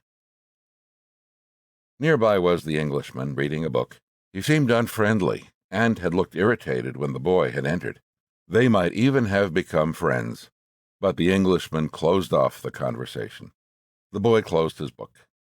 He felt that he didn't want to do anything that might make him look like the Englishman. He took Urim and Thummim from his pocket and began playing with them. The stranger shouted, "Urim and Thummim!" In a flash, the boy put them back in his pocket. "They're not for sale," he said. "They're not worth much," the Englishman answered. "They're only made of rock crystal, and there are millions of rock crystals in the earth. But those who know about such things would know that those are Urim and Thummim. I didn't know they had them in this part of the world. They were given to me as a present by a king, the boy said. The stranger didn't answer. Instead, he put his hand in his pocket and took out 2 stones that were the same as the boy's. Did you say a king? He asked. I guess you don't believe that a king would talk to someone like me, a shepherd, he said, wanting to end the conversation. Not at all. It was shepherds who were the first to recognize a king that the rest of the world refused to acknowledge. So it's not surprising that kings would talk to shepherds. And he went on, fearing that the boy wouldn't understand what he was talking about. It's in the Bible, the same book that taught me about Urim and Thummim. These stones were the only form of divination permitted by God. The priests carried them in a golden breastplate. The boy was suddenly happy to be there at the warehouse. Maybe this is an omen, said the Englishman half aloud. Who told you about omens? The boy's interest was increasing by the moment. Everything in life is an omen, said the Englishman, now closing the journal he was reading.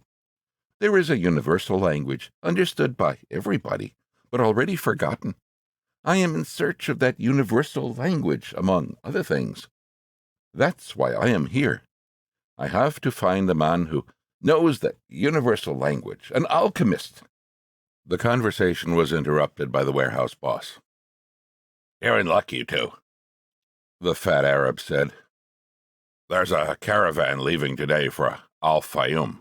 But I'm going to Egypt, the boy said. Al-Fayoum is in Egypt, said the Arab. What kind of Arab are you? That's a good luck omen, the Englishman said after the fat Arab had gone out. If I could, I'd write a huge encyclopedia just about the words luck and coincidence. It's with those words that the universal language is written. He told the boy it was no coincidence that he had met him with Urim and Thummim in his hand, and he asked the boy if he, too, were in search of the alchemist. I'm looking for a treasure, said the boy, and he immediately regretted having said it, but the Englishman appeared not to attach any importance to it. In a way, so am I, he said. I don't even know what alchemy is, the boy was saying when the warehouse boss called to them to come outside. I'm the leader of the caravan, said a dark-eyed, bearded man. I hold the power of life and death for every person I take with me. The desert is a capricious lady, and sometimes she drives men crazy. There were almost 200 people gathered there, and 400 animals, camels, horses, mules, and fowl. In the crowd were women, children, and a number of men with swords at their belts and rifles slung on their shoulders.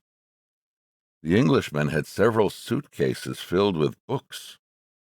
There was a babble of noise, and the leader had to repeat himself several times for everyone to understand what he was saying.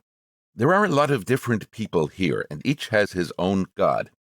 But the only God I serve is Allah. And in his name I swear that I will do everything possible once again to win out over the desert. But I want each and every one of you to swear by the God you believe in that you will follow my orders no matter what. In the desert, disobedience means death. There was a murmur from the crowd. Each was swearing quietly to his or her own God. The boy swore to Jesus Christ. The Englishman said nothing, and the murmur lasted longer than a simple vow would have. The people were also praying to heaven for protection. A long note was sounded on a bugle, and everyone mounted up. The boy and the Englishman had bought camels and climbed uncertainly onto their backs. The boy felt sorry for the Englishman's camel, loaded down as he was with the cases of books. There's no such thing as coincidence, said the Englishman, picking up the conversation where it had been interrupted in the warehouse. I'm here because a friend of mine heard of an Arab who... But the caravan began to move, and it was impossible to hear what the Englishman was saying. The boy knew what he was about to describe, though.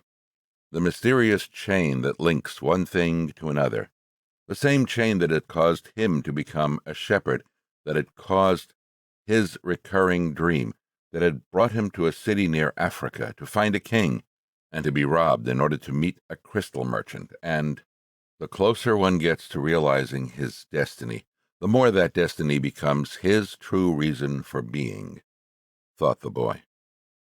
The caravan moved toward the east. It traveled during the morning, halted when the sun was at its strongest, and resumed late in the afternoon. The boy spoke very little with the Englishman, who spent most of his time with his books. The boy observed in silence the progress of the animals and people across the desert. Now, everything was quite different from how it was that day they had set out.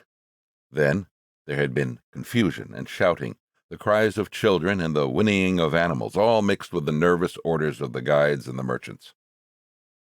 But in the desert, there was only the sound of the eternal wind and of the hoofbeats of the animals. Even the guides spoke very little to one another. "I've crossed these sands many times," said one of the camel drivers one night, "but the desert is so huge and the horizons so distant that they make a person feel small and as if he should remain silent." The boy understood intuitively what he meant, even without ever having set foot in the desert before. Whenever he saw the sea or a fire, he fell silent, impressed by their elemental force. "I've learned things from the sheep, and I've learned things from crystal," he thought. "I can learn something from the desert, too. It seems old and wise." The wind never stopped, and the boy remembered the day he had sat at the fort in Tarifa with this same wind blowing in his face. It reminded him of the wool from his sheep who were now seeking food and water in the fields of Andalusia, as they always had. "They're not my sheep anymore," he said to himself without nostalgia. "They must be used to their new shepherd and have probably already forgotten me. That's good. Creatures like the sheep that are used to traveling know about moving on." He thought of the merchant's daughter, and was sure that she had probably married, perhaps to a baker or to another shepherd who could read and could tell her exciting stories. After all, he probably wasn't the only one.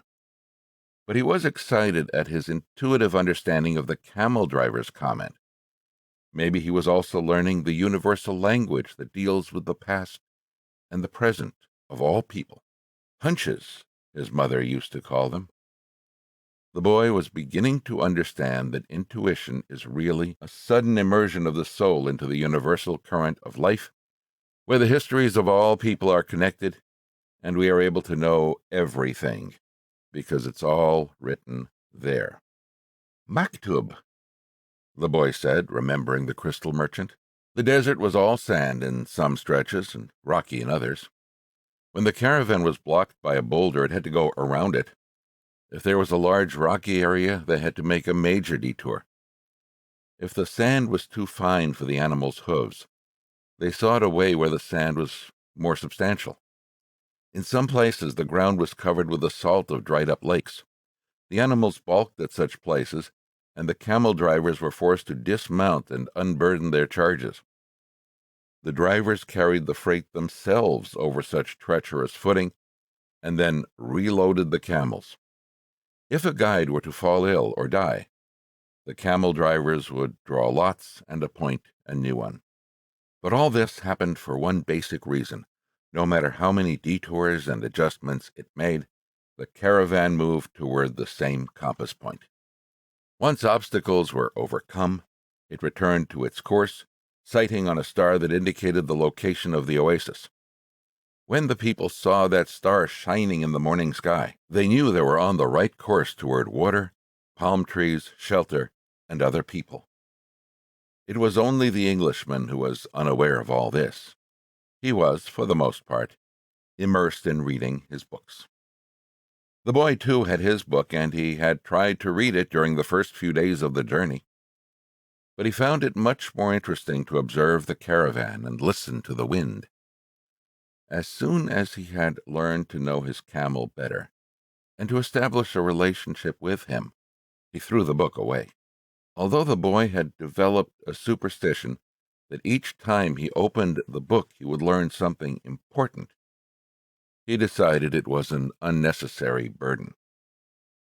He became friendly with the camel driver who traveled alongside him. At night, as they sat around the fire, the boy related to the driver his adventures as a shepherd. During one of these conversations, the driver told of his own life. "I used to live near El Kadum," he said. "I had my orchard, my children, and a life that would change not at all until I died. One year, when the crop was the best ever, we all went to Mecca, and I satisfied the only unmet obligation in my life. I could die happily, and that made me feel good. One day, the earth began to tremble, and the Nile overflowed its banks. It was something that I thought could happen only to others, never to me. My neighbors feared they would lose all their olive trees in the flood, and my wife was afraid that we would lose our children. I thought that everything I owned would be destroyed. The land was ruined, and I had to find some other way to earn a living. So now I'm a camel driver. But that disaster taught me to understand the word of Allah. People need not fear the unknown if they are capable of achieving what they need and want. We are afraid of losing what we have, whether it's our life or our possessions and property. But this fear evaporates when we understand that our life stories and the history of the world were written by the same hand. Sometimes their caravan met with another. One always had something the other needed, as if everything were indeed written by one hand. As they sat around the fire, the camel drivers exchanged information about windstorms and told stories about the desert. At other times, mysterious, hooded men would appear. They were Bedouins who did surveillance along the caravan route. They provided warnings about thieves and barbarian tribes. They came in silence and departed the same way, dressed in black garments that showed only their eyes. One night, a camel driver came to the fire where the Englishman and the boy were sitting. "There are rumors of tribal wars," he told them. The three fell silent. The boy noted that there was a sense of fear in the air, even though no one said anything. Once again he was experiencing the language without words, the universal language. The Englishman asked if they were in danger. "Once you get into the desert, there's no going back," said the camel driver. "And when you can't go back, you have to worry only about the best way of moving forward. The rest is up to Allah, including the danger." And he concluded by saying the mysterious word, "Maktub." "You should pay more attention to the caravan," the boy said to the Englishman after the camel driver had left. "We make a lot of detours, but we're always heading for the same destination." "And you ought to read more about the world," answered the Englishman. "Books are like caravans in that respect." The immense collection of people and animals began to travel faster. The days had always been silent, but now even the nights, when the travelers were accustomed to talking around the fires, had also become quiet. And one day, the leader of the caravan made the decision that the fires should no longer be lighted, so as not to attract attention to the caravan. The travelers adopted the practice of arranging the animals in a circle at night, sleeping together in the center as protection against the nocturnal cold. And the leader posted armed sentinels at the fringes of the group. The Englishman was unable to sleep one night. He called to the boy, and they took a walk along the dunes surrounding the encampment. There was a full moon, and the boy told the Englishman the story of his life. The Englishman was fascinated with the part about the progress achieved at the crystal shop after the boy began working there. "That's the principle that governs all things," he said. "In alchemy, it's called the soul of the world. When you want something with all your heart, that's when you are closest to the soul of the world. It's always a positive force." He also said that this was not just a human gift, that everything on the face of the earth had a soul, whether mineral, vegetable, or animal, or even just a simple thought. Everything on earth is being continuously transformed because the earth is alive and it has a soul. We are part of that soul, so we rarely recognize that it is working for us. But in the crystal shop, you probably realize that even the glosses were collaborating in your success. The boy thought about that for a while as he looked at the moon and the bleached sands. I have watched the caravan as it crossed the desert, he said.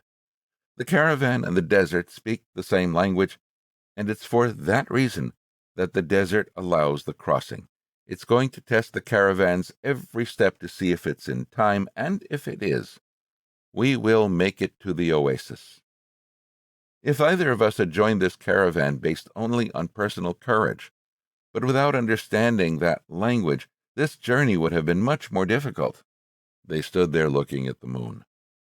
That's the magic of omens, said the boy. I've seen how the guides read the signs of the desert, and how the soul of the caravan speaks to the soul of the desert. The Englishman said, I'd better pay more attention to the caravan, and I'd better read your books, said the boy.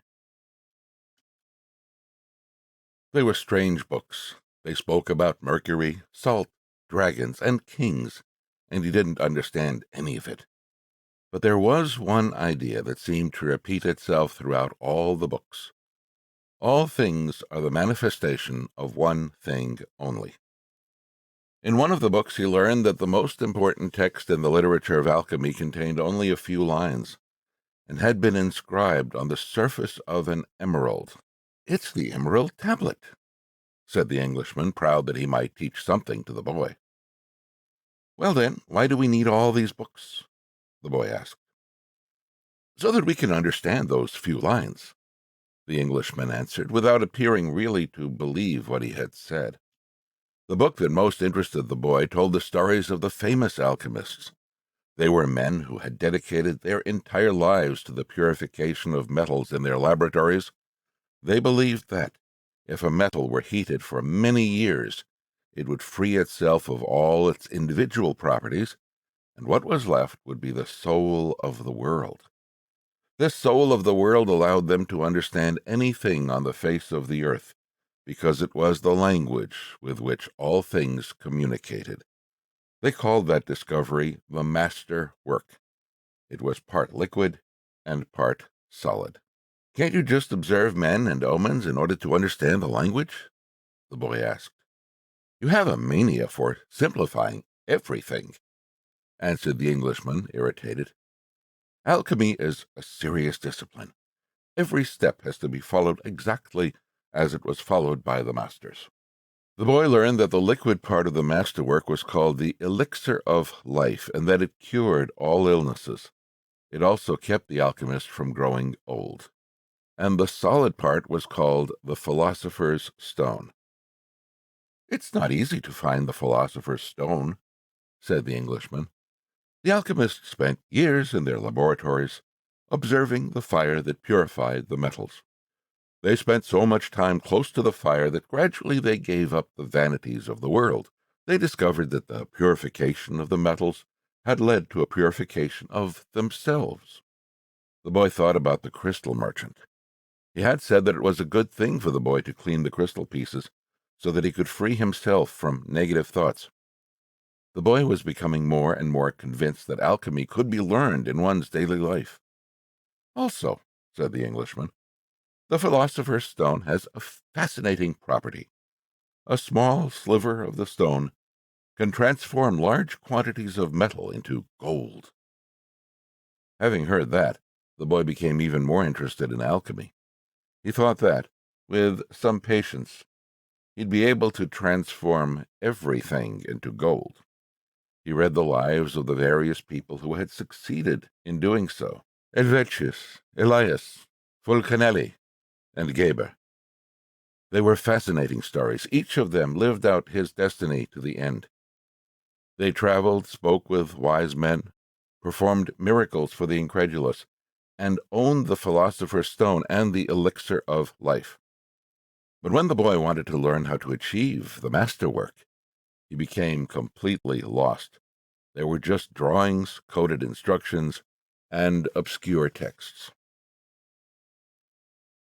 "Why do they make things so complicated?" he asked the Englishman one night. The boy had noticed that the Englishman was irritable and missed his books. "So that those who have the responsibility for understanding can understand," he said. "Imagine if everyone went around transforming lead into gold. Gold would lose its value. It's only those who are persistent and willing to study things deeply who achieve the masterwork. That's why I'm here in the middle of the desert. I'm seeking a true alchemist who will help me to decipher the codes." "When were these books written?" the boy asked. "Many centuries ago. They didn't have the printing press in those days," the boy argued. "There was no way for everybody to know about alchemy. Why did they use such strange language with so many drawings?" The Englishman didn't answer him directly. He said that for the past few days he had been paying attention to how the caravan operated, but that he hadn't learned anything new. The only thing he had noticed was that talk of war was becoming more and more frequent. Then one day the boy returned the books to the Englishman. "Did you learn anything?" the Englishman asked, eager to hear what it might be. He needed someone to talk to so as to avoid thinking about the possibility of war. "I learned that the world has a soul, and that whoever understands that soul can also understand the language of things. I learned that many alchemists realized their destinies and wound up discovering the soul of the world, the philosopher's stone, and the elixir of life. But above all, I learned that these things are all so simple that they could be written on the surface of an emerald." The Englishman was disappointed. The years of research, the magic symbols, the strange words, and the laboratory equipment, none of this had made an impression on the boy. His soul must be too primitive to understand these things, he thought. He took back his books and packed them away again in their bags. "Go back to watching the caravan," he said. "That didn't teach me anything, either." The boy went back to contemplating the silence of the desert and the sand raised by the animals. "Everyone has his or her own way of learning things," he said to himself. "His way isn't the same as mine, nor mine as his, but we're both in search of our destinies, and I respect him for that." The caravan began to travel day and night. The hooded Bedouins reappeared more and more frequently, and the camel driver, who had become a good friend of the boys, explained that the war between the tribes had already begun. The caravan would be very lucky to reach the oasis. The animals were exhausted, and the men talked among themselves less and less. The silence was the worst aspect of the night, when the mere groan of a camel, which before had been nothing but the groan of a camel, now frightened everyone because it might signal a raid. The camel driver, though, seemed not to be very concerned with the threat of war. "I'm alive," he said to the boy as they ate a bunch of dates one night with no fires and no moon. "When I'm eating, that's all I think about. If I'm on the march, I just concentrate on marching. If I have to fight, it will be just as good a day to die as any other, because I don't live in either my past or my future. I'm interested only in the present. If you can concentrate always on the present, you'll be a happy man. You'll see that there is life in the desert, that there are stars in the heavens, and that tribesmen fight because they are part of the human race. Life will be a party for you, a grand festival, because life is the moment we're living right now." 2 nights later, as he was getting ready to bed down, the boy looked for the star they followed every night. He thought that the horizon was a bit lower than it had been because he seemed to see stars on the desert itself. "It's the oasis," said the camel driver. "Well, why don't we go there right now?" the boy asked. "Because we have to sleep." The boy awoke as the sun rose. There, in front of him, where the small stars had been the night before, was an endless row of date palms stretching across the entire desert. "We've done it," said the Englishman, who had also awakened early. But the boy was quiet. He was at home with the silence of the desert. He was content just to look at the trees. He still had a long way to go to reach the pyramids, and someday this morning would just be a memory.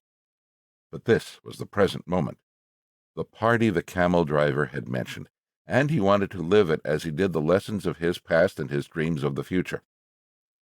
Although the vision of the date palms would someday be just a memory, right now it signified shade, water, and a refuge from the war.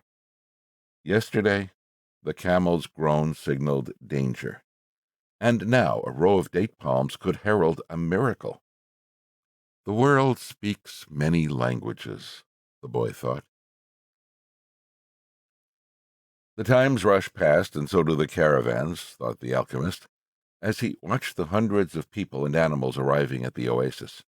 People were shouting at the new arrivals, dust obscured the desert sun, and the children of the oasis were bursting with excitement at the arrival of the strangers. The alchemist saw the tribal chiefs greet the leader of the caravan and converse with him at length. But none of that mattered to the alchemist. He had already seen many people come and go, and the desert remained as it was. He had seen kings and beggars walking the desert sands. The dunes were changed constantly by the wind, yet these were the same sands he had known since he was a child. He always enjoyed seeing the happiness that the travelers experienced when, after weeks of yellow sand and blue sky, they first saw the green of the date palms. Maybe God created the desert so that man could appreciate the date trees, he thought. He decided to concentrate on more practical matters. He knew that in the caravan there was a man to whom he was to teach some of his secrets. The omens had told him so. He didn't know the man yet, but his practiced eye would recognize him when he appeared. He hoped that it would be someone as capable as his previous apprentice. I don't know why these things have to be transmitted by word of mouth, he thought. It wasn't exactly that they were secrets. God revealed his secrets easily to all his creatures. He had only one explanation for this fact. Things have to be transmitted this way because they were made up from the pure life, and this kind of life cannot be captured in pictures or words. Because people become fascinated with pictures and words and wind up forgetting the language of the world. The boy couldn't believe what he was seeing. The oasis, rather than being just a well surrounded by a few palm trees, as he had seen once in a geography book, was much larger than many towns back in Spain. There were 300 wells, 50,000 date trees, and innumerable colored tents spread among them. "It looks like the 1,001 Nights," said the Englishman, impatient to meet with the alchemist. They were surrounded by children, curious to look at the animals and people that were arriving. The men of the oasis wanted to know if they had seen any fighting, and the women competed with one another for access to the cloth and precious stones brought by the merchants. The silence of the desert was a distant dream. The travelers in the caravan were talking incessantly, laughing and shouting, as if they had emerged from the spiritual world and found themselves once again in the world of people. They were relieved and happy. They had been taking careful precautions in the desert, but the camel driver explained to the boy that oases were always considered to be neutral territories because the majority of the inhabitants were women and children. There were oases throughout the desert, but the tribesmen fought in the desert, leaving the oases as places of refuge. With some difficulty, the leader of the caravan brought all his people together and gave them his instructions. The group was to remain there at the oasis until the conflict between the tribes was over. Since they were visitors, they would have to share living space with those who lived there and would be given the best accommodations. That was the law of hospitality. Then he asked that everyone, including his own sentinels, hand over their arms to the men appointed by the tribal chieftains. "Those are the rules of war," the leader explained. "The oasis may not shelter armies or troops." To the boy's surprise, the Englishman took a chrome-plated revolver out of his bag and gave it to the men who were collecting the arms. "Why a revolver?" he asked. "It helped me to trust in people," the Englishman answered. Meanwhile, the boy thought about his treasure. The closer he got to the realization of his dream, the more difficult things became. It seemed as if what the old king had called beginner's luck were no longer functioning. In his pursuit of the dream, he was being constantly subjected to tests of his persistence and courage, so he could not be hasty nor impatient. If he pushed forward impulsively, he would fail to see the signs and omens left by God along his path. God placed them along my path. He had surprised himself with the thought. Until then, he had considered the omens to be things of this world, like eating or sleeping, or like seeking love or finding a job. He had never thought of them in terms of a language used by God to indicate what he should do. Don't be impatient, he repeated to himself. It's like the camel driver said, eat when it's time to eat, and move along when it's time to move along. That first day, everyone slept from exhaustion, including the Englishman. The boy was assigned a place, far from his friend, in a tent with 5 other young men of about his age. They were people of the desert, and clamored to hear his stories about the great cities.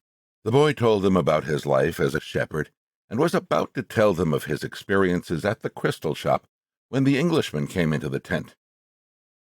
"I've been looking for you all morning," he said as he led the boy outside. "I need you to help me find out where the alchemist lives." First, they tried to find him on their own. An alchemist would probably live in a manner that was different from that of the rest of the people at the oasis, and it was likely that in his tent an oven was continuously burning. They searched everywhere, and found that the oasis was much larger than they could have imagined. There were hundreds of tents. "We've wasted almost the entire day," said the Englishman, sitting down with the boy near one of the wells.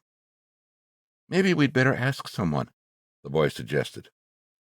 The Englishman didn't want to tell others about his reasons for being at the oasis, and couldn't make up his mind.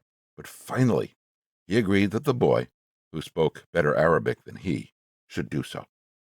The boy approached a woman who had come to the well to fill a goatskin with water. "Good afternoon, ma'am. I'm trying to find out where the alchemist lives here at the oasis." The woman said she had never heard of such a person and hurried away. But before she fled, she advised the boy that he had better not try to converse with women who were dressed in black, because they were married women. He should respect tradition. The Englishman was disappointed. It seemed he had made the long journey for nothing. The boy was also saddened. His friend was in pursuit of his destiny. And when someone was in such pursuit, the entire universe made an effort to help him succeed. That's what the old king had said. He couldn't have been wrong. "I had never heard of alchemists before," the boy said. "Maybe no one here has either." The Englishman's eyes lit up. "That's it. Maybe no one here knows what an alchemist is. Find out who it is who cures the people's illnesses." Several women dressed in black came to the well for water, but the boy would speak to none of them, despite the Englishman's insistence. Then a man approached. "Do you know someone here who cures people's illnesses?" the boy asked. "Allah cures our illnesses," said the man, clearly frightened of the strangers. "You're looking for witch doctors." He spoke some verses from the Koran and moved on. Another man appeared. He was older and was carrying a small bucket. The boy repeated his question. "Why do you want to find that sort of person?" the Arab asked. "Because my friend here has traveled for many months in order to meet with him," the boy said. "If such a man is here at the oasis, he must be the very powerful one," said the old man after thinking for a few moments. "Not even the tribal chieftains are able to see him when they want to, only when he consents. Wait for the end of the war. Then leave with the caravan. Don't try to enter into the life of the oasis," he said, and walked away. But the Englishman was exultant. They were on the right track. Finally, a young woman approached who was not dressed in black. She had a vessel on her shoulder, and her head was covered by a veil, but her face was uncovered. The boy approached her to ask about the alchemist. At that moment, it seemed to him that time stood still, and the soul of the world surged within him. When he looked into her dark eyes and saw that her lips were poised between a laugh and silence, he learned the most important part of the language that all the world spoke, the language that everyone on earth was capable of understanding in their heart. It was love. Something older than humanity, more ancient than the desert, something that exerted the same force whenever two pairs of eyes met, as had theirs here at the well. She smiled, and that was certainly an omen, the omen he had been awaiting, without even knowing he was, for all his life, the omen he had sought to find with his sheep and in his books, in the crystals and in the silence of the desert. It was the pure language of the world. It required no explanation, just as the universe needs none as it travels through endless time. What the boy felt at that moment was that he was in the presence of the only woman in his life, and that, with no need for words, she recognized the same thing. He was more certain of it than of anything in the world. He had been told by his parents and grandparents that he must fall in love and really know a person before becoming committed. But maybe people who felt that way had never learned the universal language, because when you know that language, it's easy to understand that someone in the world awaits you, whether it's in the middle of the desert or in some great city. And when two such people encounter each other and their eyes meet, the past and the future become unimportant. There is only that moment and the incredible certainty that everything under the sun has been written by one hand only. It is the hand that evokes love and creates a twin soul for every person in the world. Without such love, one's dreams would have no meaning. Maktub, thought the boy. The Englishman shook the boy. Come on, ask her. The boy stepped closer to the girl, and when she smiled, he did the same. What's your name? He asked. Fatima, the girl said, averting her eyes. That's what some women in my country are called. It's the name of the prophet's daughter, Fatima said. The invaders carried the name everywhere. The beautiful girl spoke of the invaders with pride. The Englishman prodded him, and the boy asked her about the man who cured people's illnesses. That's the man who knows all the secrets of the world, she said. He communicates with the genies of the desert. The genies were the spirits of good and evil, and the girl pointed to the south, indicating that it was there the strange man lived. Then she filled her vessel with water and left. The Englishman vanished, too, gone to find the alchemist, and the boy sat there by the well for a long time, remembering that one day in Tarifa the Levanter had brought to him the perfume of that woman, and realizing that he had loved her before he even knew she existed. He knew that his love for her would enable him to discover every treasure in the world. The next day, the boy returned to the well, hoping to see the girl. To his surprise, the Englishman was there, looking out at the desert. I waited all afternoon and evening, he said. He appeared with the first stars of the evening. I told him what I was seeking, and he asked me if I had ever transformed lead into gold. I told him that was what I had come here to learn. He told me I should try to do so. That's all he said. Go and try. The boy didn't say anything. The poor Englishman had traveled all this way, only to be told that he should repeat what he had already done so many times. So, then try, he said to the Englishman. That's what I'm going to do. I'm going to start now. As the Englishman left, Fatima arrived and filled her vessel with water. I came to tell you just one thing, the boy said. "I want you to be my wife. I love you." The girl dropped the container, and the water spilled. "I'm going to wait here for you every day. I have crossed the desert in search of a treasure that is somewhere near the pyramids, and for me, the war seemed a curse, but now it's a blessing because it brought me to you." "The war is going to end some day," the girl said. The boy looked around him at the date palms. He reminded himself that he had been a shepherd, and that he could be a shepherd again. Fatima was more important than his treasure. "The tribesmen are always in search of treasure," the girl said, as if she had guessed what he was thinking. "And the women of the desert are proud of their tribesmen." She refilled her vessel and left. The boy went to the well every day to meet with Fatima. He told her about his life as a shepherd, about the king, and about the crystal shop. They became friends, and except for the 15 minutes he spent with her, each day seemed that it would never pass. When he had been at the oasis for almost a month, the leader of the caravan called a meeting of all the people traveling with him. "We don't know when the war will end, so we can't continue our journey," he said. "The battles may last for a long time, perhaps even years.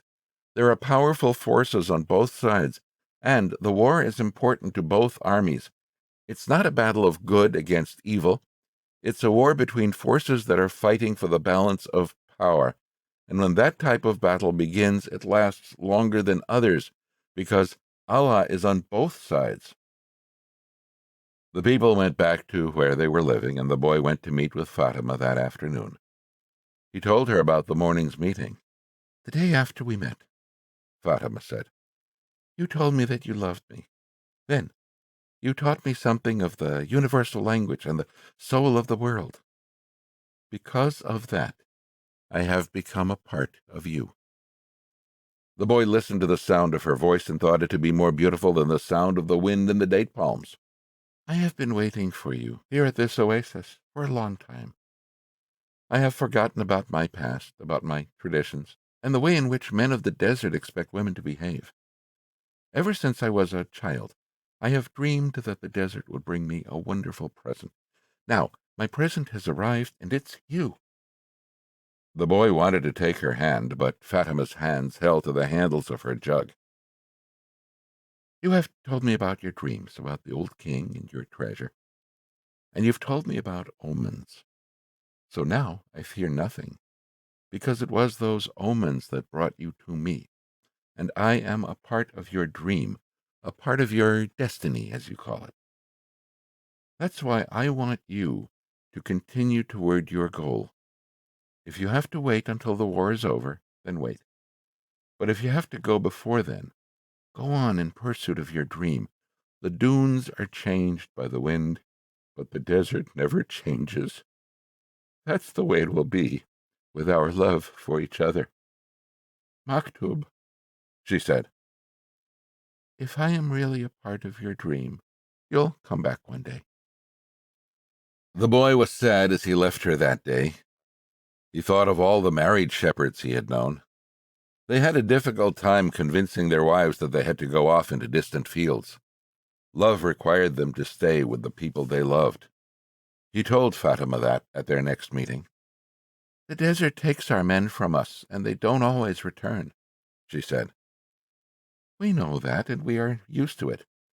Those who don't return become a part of the clouds, a part of the animals that hide in the ravines and of the water that comes from the earth. They become a part of everything. They become the soul of the world. Some do come back, and then the other women are happy because they believe that their men may one day return as well. I used to look at those women and envy them their happiness. Now, I too will be one of the women who wait.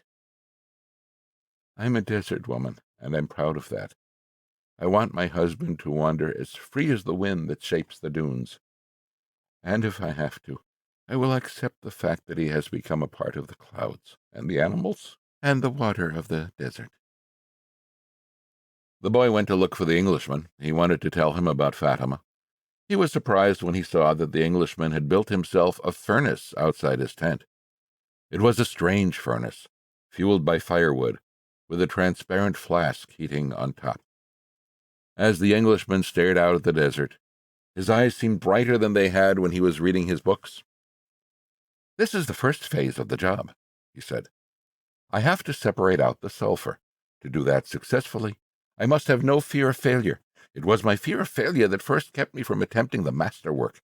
Now, I'm beginning what I could have started 10 years ago, but I'm happy at least that I didn't wait 20 years. He continued to feed the fire, and the boy stayed on until the desert turned pink in the setting sun.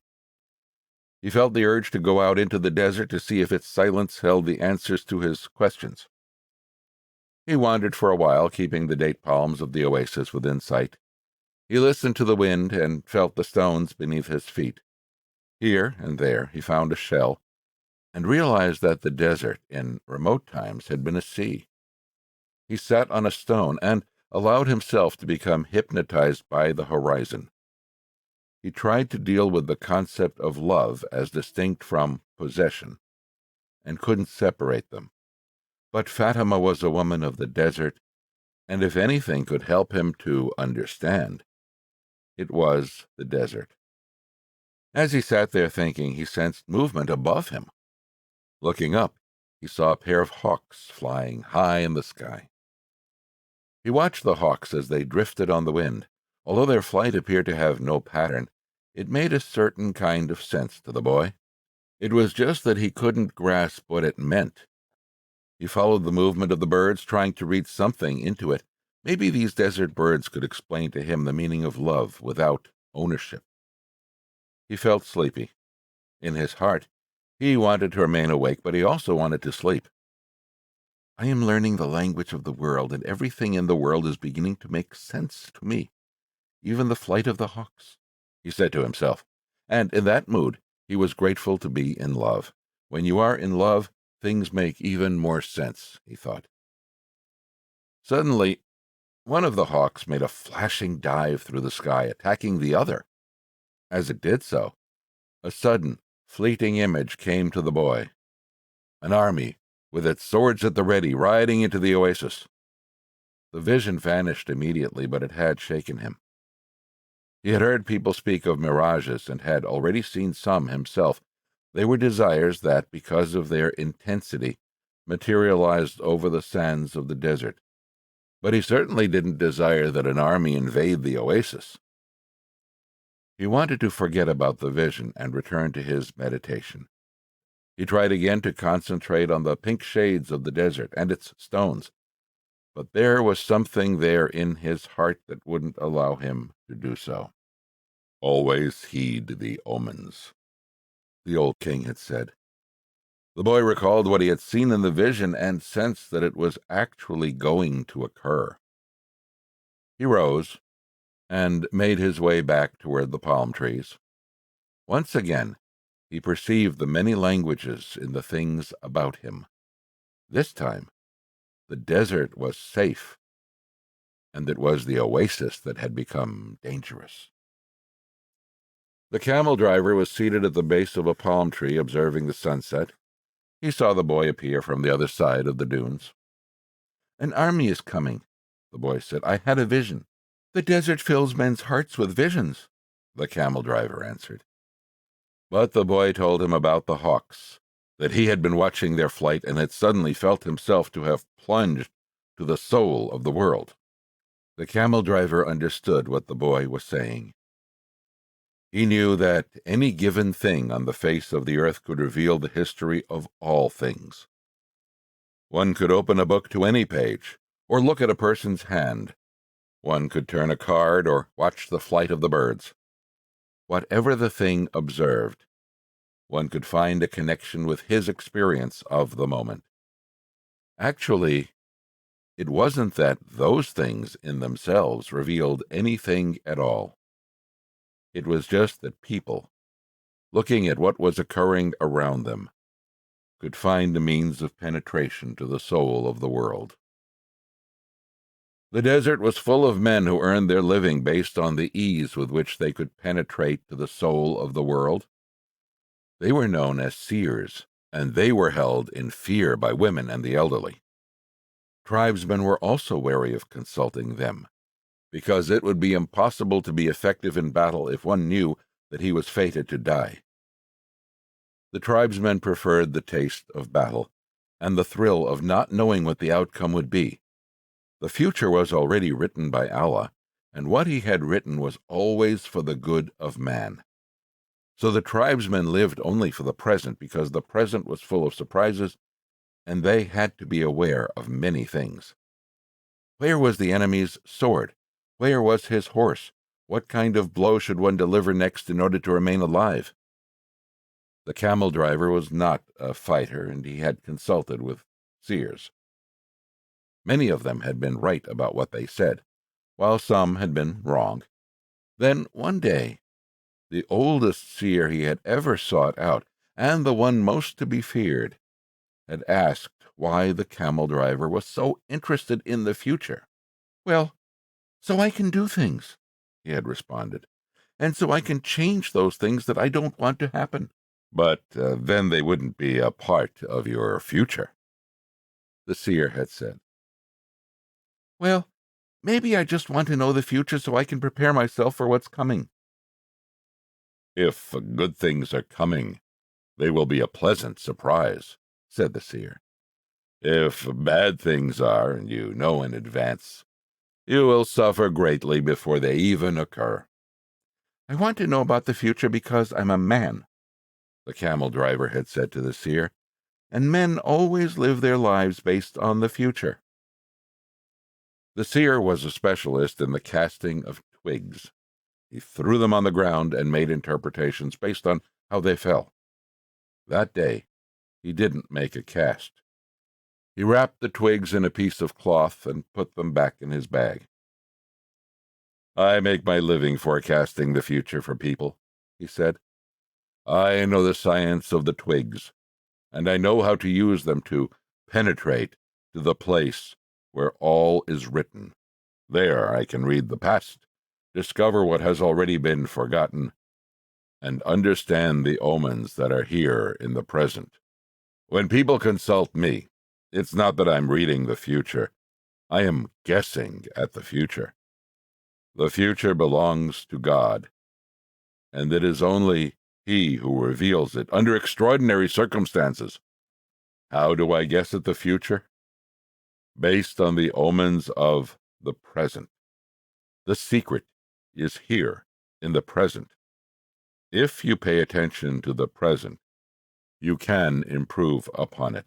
And if you improve on the present, what comes later will also be better. Forget about the future and live each day according to the teachings, confident that God loves His children. Each day in itself brings with it an eternity."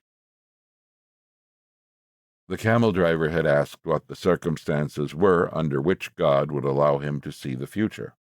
"Only when He Himself reveals it. And God only rarely reveals the future. When He does so, it is for only one reason. It's a future that was written so as to be altered." God had shown the boy a part of the future, the camel driver thought. Why was it that He wanted the boy to serve as His instrument? "Go and speak to the tribal chieftains," said the camel driver. "Tell them about the armies that are approaching." "They'll laugh at me." "They are men of the desert, and the men of the desert are used to dealing with omens." "Well, then, they probably already know." "They're not concerned with that right now. They believe that if they have to know about something Allah wants them to know, someone will tell them about it. It has happened many times before, but this time the person is you."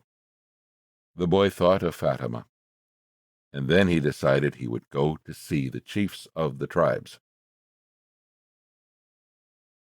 Continuing from page 44. The boy approached the guard at the front of the huge white tent at the center of the oasis. "I want to see the chieftains. I've brought omens from the desert." Without responding, the guard entered the tent, where he remained for some time. When he emerged, it was with a young Arab, dressed in white and gold. The boy told the younger man what he had seen, and the man asked him to wait there. He disappeared into the tent. Night fell, and an assortment of fighting men and merchants entered and exited the tent. One by one, the campfires were extinguished, and the oasis fell as quiet as the desert. Only the lights in the great tent remained. During all this time, the boy thought about Fatima, and he was still unable to understand his last conversation with her. Finally, after hours of waiting, the guard bade the boy enter. The boy was astonished by what he saw inside. Never could he have imagined that there, in the middle of the desert, there existed a tent like this one. The ground was covered with the most beautiful carpets he had ever walked upon, and from the top of the structure hung lamps of hand-wrought gold, each with a lighted candle. The tribal chieftains were seated at the back of the tent in a semicircle, resting upon richly embroidered silk cushions. Servants came and went with silver trays laden with spices and tea. Other servants maintained the fires in the hookahs. The atmosphere was suffused with the sweet scent of smoke. There were 8 chieftains, but the boy could see immediately which of them was the most important. An Arab dressed in white and gold, seated at the center of the semicircle. At his side was the young Arab the boy had spoken with earlier. "Who is this stranger who speaks of omens?" asked one of the chieftains, eyeing the boy. "It is I," the boy answered, and he told what he had seen.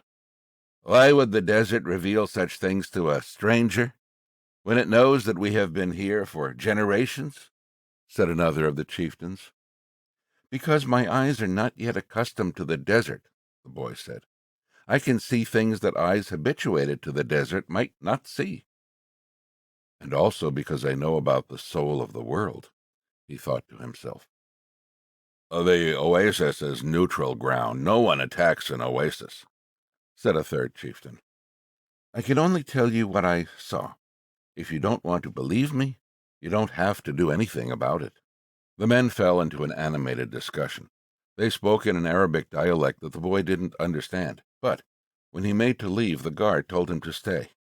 The boy became fearful. The omens told him that something was wrong. He regretted having spoken to the camel driver about what he had seen in the desert. Suddenly, the elder at the center smiled almost imperceptibly, and the boy felt better. The man hadn't participated in the discussion, and, in fact, hadn't said a word up to that point. But the boy was already used to the language of the world, and he could feel the vibrations of peace throughout the tent. Now his intuition was that he had been right in coming. The discussion ended. The chieftains were silent for a few moments as they listened to what the old man was saying. Then he turned to the boy. This time his expression was cold and distant. 2,000 years ago, in a distant land, a man who believed in dreams was thrown into a dungeon and then sold as a slave. The old man said, now in the dialect the boy understood. Our merchants bought that man and brought him to Egypt. All of us know that whoever believes in dreams also knows how to interpret them. The elder continued. When the Pharaoh dreamed of cows that were thin and cows that were fat, this man I'm speaking of rescued Egypt from famine. His name was Joseph. He too was a stranger in a strange land, like you, and he was probably about your age. He paused, and his eyes were still unfriendly. We always observe the tradition. The tradition saved Egypt from famine in those days and made the Egyptians the wealthiest of peoples. The tradition teaches men how to cross the desert and how their children should marry. The tradition says that an oasis is neutral territory because both sides have oases, and so both are vulnerable. No one said a word as the old man continued. But the tradition also says that we should believe the messages of the desert. Everything we know was taught to us by the desert. The old man gave a signal, and everyone stood. The meeting was over. The hookahs were extinguished, and the guards stood at attention. The boy made ready to leave, but the old man spoke again. "Tomorrow, we are going to break the agreement that says that no one at the oasis may carry arms. Throughout the entire day, we will be on the lookout for our enemies. When the sun sets, the men will once again surrender their arms to me. For every 10 dead men among our enemies, you will receive a piece of gold. But arms cannot be drawn unless they also go into battle. Arms are as capricious as the desert, and if they are not used, the next time they might not function. If at least one of them hasn't been used by the end of the day tomorrow, one will be used on you." When the boy left the tent, the oasis was illuminated only by the light of the full moon. He was 20 minutes from his tent and began to make his way there. He was alarmed by what had happened. He had succeeded in reaching through to the soul of the world, and now the price for having done so might be his life. It was a frightening bet, but he had been making risky bets ever since the day he had sold his sheep to pursue his destiny. And, as the camel driver had said, to die tomorrow was no worse than dying on any other day. Every day was there to be lived, or to mark one's departure from this world. Everything depended on one word: maktub. Walking along in the silence, he had no regrets. If he died tomorrow, it would be because God was not willing to change the future. He would at least have died after crossing the strait, after having worked in a crystal shop, and after having known the silence of the desert and Fatima's eyes. He had lived every one of his days intensely since he had left home so long ago. If he died tomorrow, he would already have seen more than other shepherds, and he was proud of that. Suddenly he heard a thundering sound, and he was thrown to the ground by a wind such as he had never known. The area was swirling in dust so intense that it hid the moon from view. Before him was an enormous white horse, rearing over him with a frightening scream. When the blinding dust had settled a bit, the boy trembled at what he saw. Astride the animal was a horseman dressed completely in black, with a falcon perched on his left shoulder. He wore a turban, and his entire face, except for his eyes, was covered with a black kerchief. He appeared to be a messenger from the desert, but his presence was much more powerful than that of a mere messenger. The strange horseman drew an enormous, curved sword from a scabbard mounted on his saddle. The steel of its blade glittered in the light of the moon. "Who dares to read the meaning of the flight of the hawks?" he demanded, so loudly that his words seemed to echo through the 50,000 palm trees of Al-Fayoum. "It is I who dare to do so," said the boy. He was reminded of the image of Santiago Matamoros, mounted on his white horse, with the infidels beneath his hooves. This man looked exactly the same, except that now the roles were reversed. "It is I who dared to do so," he repeated, and he lowered his head to receive a blow from the sword. "Many lives will be saved because I was able to see through to the soul of the world." The sword didn't fall. Instead, the stranger lowered it slowly, until the point touched the boy's forehead. It drew a droplet of blood. The horseman was completely immobile, as was the boy. It didn't even occur to the boy to flee. In his heart, he felt a strange sense of joy. He was about to die in pursuit of his destiny, and for Fatima. The omens had been true, after all. Here he was, face to face with his enemy, but there was no need to be concerned about dying. The soul of the world awaited him, and he would soon be a part of it. And tomorrow, his enemy would also be a part of that soul. The stranger continued to hold the sword at the boy's forehead. "Why did you read The Flight of the Birds?" "I read only what the birds wanted to tell me. They wanted to save the oasis. Tomorrow all of you will die because there are more men at the oasis than you have." The sword remained where it was. "Who are you to change what Allah has willed?" "Allah created the armies, and he also created the hawks. Allah taught me the language of the birds. Everything has been written by the same hand," the boy said, remembering the camel driver's words. The stranger withdrew the sword from the boy's forehead, and the boy felt immensely relieved, but he still couldn't flee. "Be careful with your prognostications," said the stranger. "When something is written, there is no way to change it." "All I saw was an army," said the boy. "I didn't see the outcome of the battle." The stranger seemed satisfied with the answer, but he kept the sword in his hand. "What is a stranger doing in a strange land?" "I am following my destiny. It's not something you would understand."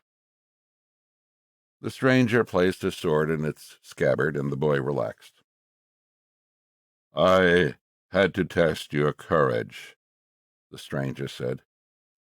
"Courage is the quality most essential to understanding the language of the world." The boy was surprised. The stranger was speaking of things that very few people knew about. "You must not let up, even after having come so far," he continued. "You must love the desert, but never trust it completely, because the desert tests all men. It challenges every step and kills those who become distracted." What he said reminded the boy of the old king. "If the warriors come here, and your head is still on your shoulders at sunset, come and find me," said the stranger.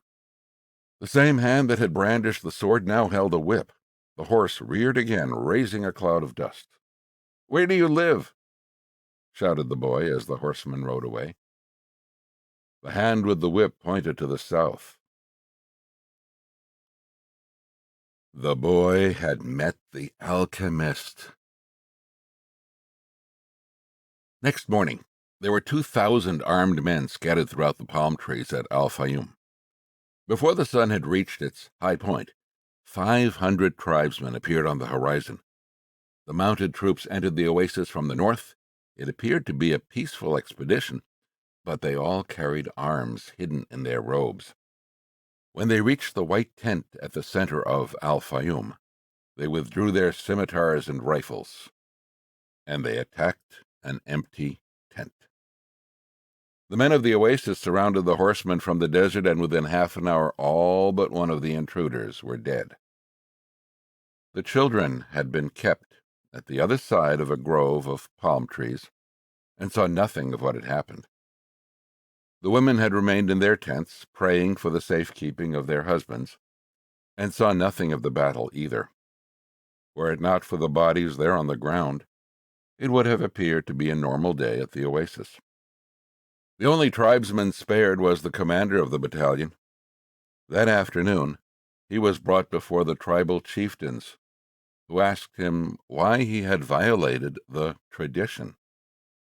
The commander said that his men had been starving and thirsty, exhausted from many days of battle, and had decided to take the oasis so as to be able to return to the war. The tribal chieftain said that he felt sorry for the tribesmen, but that the tradition was sacred. He condemned the commander to death without honor.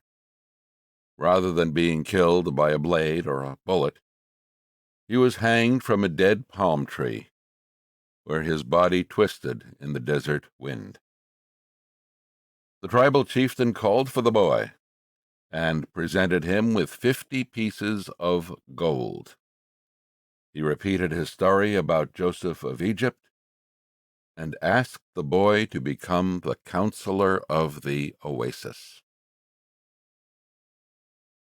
When the sun had set and the first stars made their appearance, the boy started to walk to the south.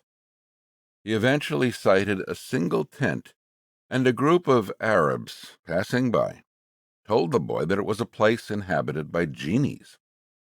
But the boy sat down and waited. Not until the moon was high did the alchemist ride into view. He carried 2 dead hawks over his shoulder. "I am here," the boy said. "You shouldn't be here," the alchemist answered.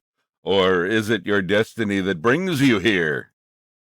"With the wars between the tribes, it's impossible to cross the desert, so I have come here."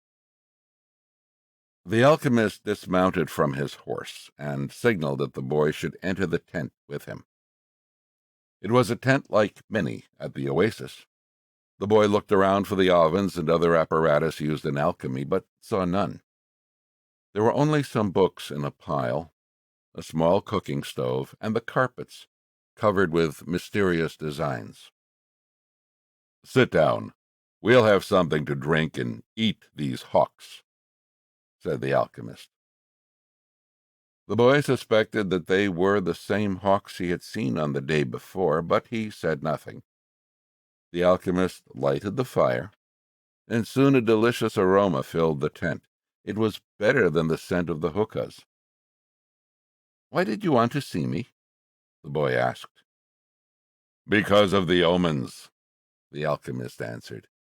"The wind had told me you would be coming and that you would need help." "It's not I the wind spoke about. It's the other foreigner, the Englishman. He's the one that's looking for you." "He has other things to do first, but he's on the right track. He has begun to try to understand the desert." "And what about me?" "When a person really desires something, all the universe conspires to help that person to realize his dream," said the alchemist, echoing the words of the old king. The boy understood. Another person was there to help him toward his destiny. "So, are you going to instruct me?" "No. You already know all you need to know. I am only going to point you in the direction of your treasure." "But there's a tribal war," the boy reiterated. "I know what is happening in the desert." "I have already found my treasure. I have a camel, I have my money from the crystal shop, and I have 50 gold pieces. In my own country, I would be a rich man." "But none of that is from the pyramids," said the alchemist. "I also have Fatima. She is a treasure greater than anything else I have won." "She wasn't found at the pyramids either." They ate in silence. The alchemist opened a bottle and poured a red liquid into the boy's cup. It was the most delicious wine he had ever tasted. "Isn't wine prohibited here?" the boy asked. "It's not what enters men's mouths that's evil," said the alchemist. "It's what comes out of their mouths that is." The alchemist was a bit daunting, but as the boy drank the wine, he relaxed. After they finished eating, they sat outside the tent, under a moon so brilliant that it made the stars pale. "Drink and enjoy yourself," said the alchemist, noticing that the boy was feeling happier. "Rest well tonight, as if you were a warrior preparing for combat. Remember that wherever your heart is, there you will find your treasure. You've got to find the treasure, so that everything you have learned along the way can make sense. Tomorrow, sell your camel and buy a horse. Camels are traitorous. They will walk thousands of paces and never seem to tire. Then suddenly they kneel and die. But horses tire bit by bit. You always know how much you can ask of them and when it is that they are about to die." The following night, the boy appeared at the alchemist's tent with a horse. The alchemist was ready, and he mounted his own steed and placed the falcon on his left shoulder. He said to the boy, "Show me where there is life out in the desert. Only those who can see such signs of life are able to find treasure." They began to ride out over the sands with the moon lighting the way. "I don't know if I'll be able to find life in the desert," the boy thought. "I don't know the desert that well yet." He wanted to say so to the alchemist, but he was afraid of the man. They reached the rocky place where the boy had seen the hawks in the sky, but now there was only silence and the wind. "I don't know how to find life in the desert," the boy said. "I know that there is life here, but I don't know where to look." "Life attracts life," the alchemist answered. And then the boy understood. He loosened the reins on his horse, who galloped forward over the rocks and sand. The alchemist followed as the boy's horse ran for almost half an hour.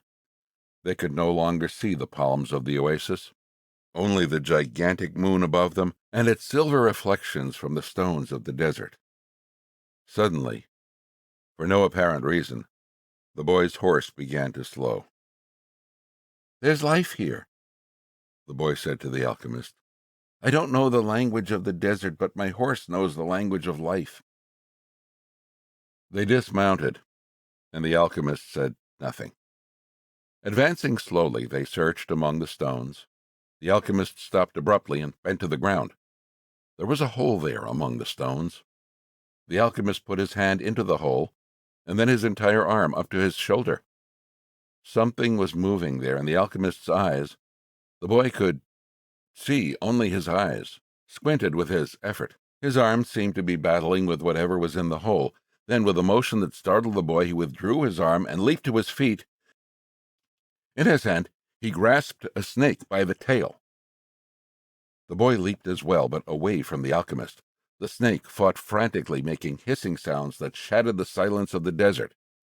It was a cobra, whose venom could kill a person in minutes. "Watch out for his venom," the boy said, but even though the alchemist had put his hand in the hole, and had surely already been bitten, his expression was calm.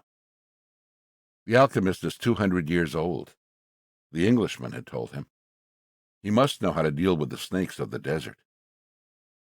The boy watched as his companion went to his horse and withdrew a scimitar.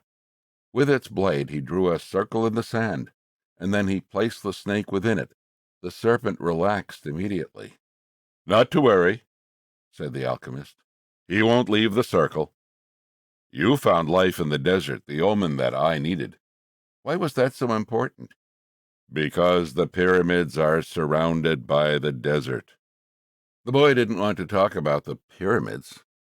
His heart was heavy, and he had been melancholy since the previous night. To continue his search for the treasure meant that he had to abandon Fatima. "I'm going to guide you across the desert," the alchemist said. "I want to stay at the oasis," the boy answered. "I found Fatima, and as far as I'm concerned, she's worth more than treasure." "Fatima is a woman of the desert," said the alchemist. "She knows that men have to go away in order to return, and she already has her treasure. It's you. Now she expects that you will find what it is you're looking for." "Well, what if I decide to stay?" "Let me tell you what will happen. You'll be the counselor of the oasis. You have enough gold to buy many sheep and many camels. You'll marry Fatima, and you'll both be happy for a year. You'll learn to love the desert, and you'll get to know every one of the 50,000 palms. You'll watch them as they grow, demonstrating how the world is always changing.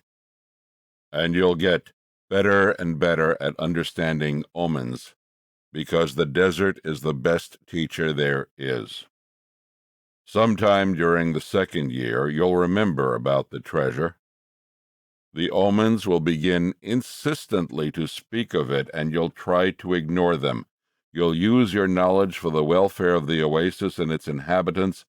The tribal chieftains will appreciate what you do, and your camels will bring you wealth and power. During the 3rd year, the omens will continue to speak of your treasure and your destiny.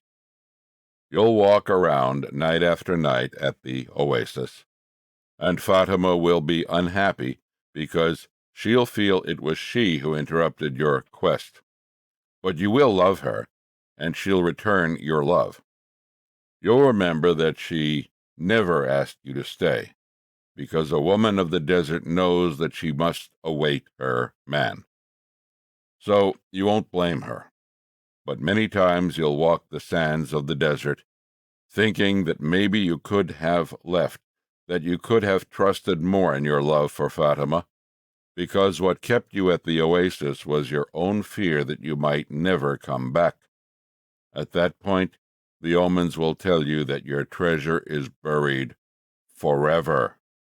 Then, sometime during the 4th year, the omens will abandon you, because you've stopped listening to them. The tribal chieftains will see that, and you'll be dismissed from your position as counselor. But by then, you'll be a rich merchant with many camels and a great deal of merchandise. You'll spend the rest of your days knowing that you didn't pursue your destiny and that now it's too late. You must understand that love never keeps a man from pursuing his destiny. If he abandons that pursuit, it's because it wasn't true love, the love that speaks the language of the world.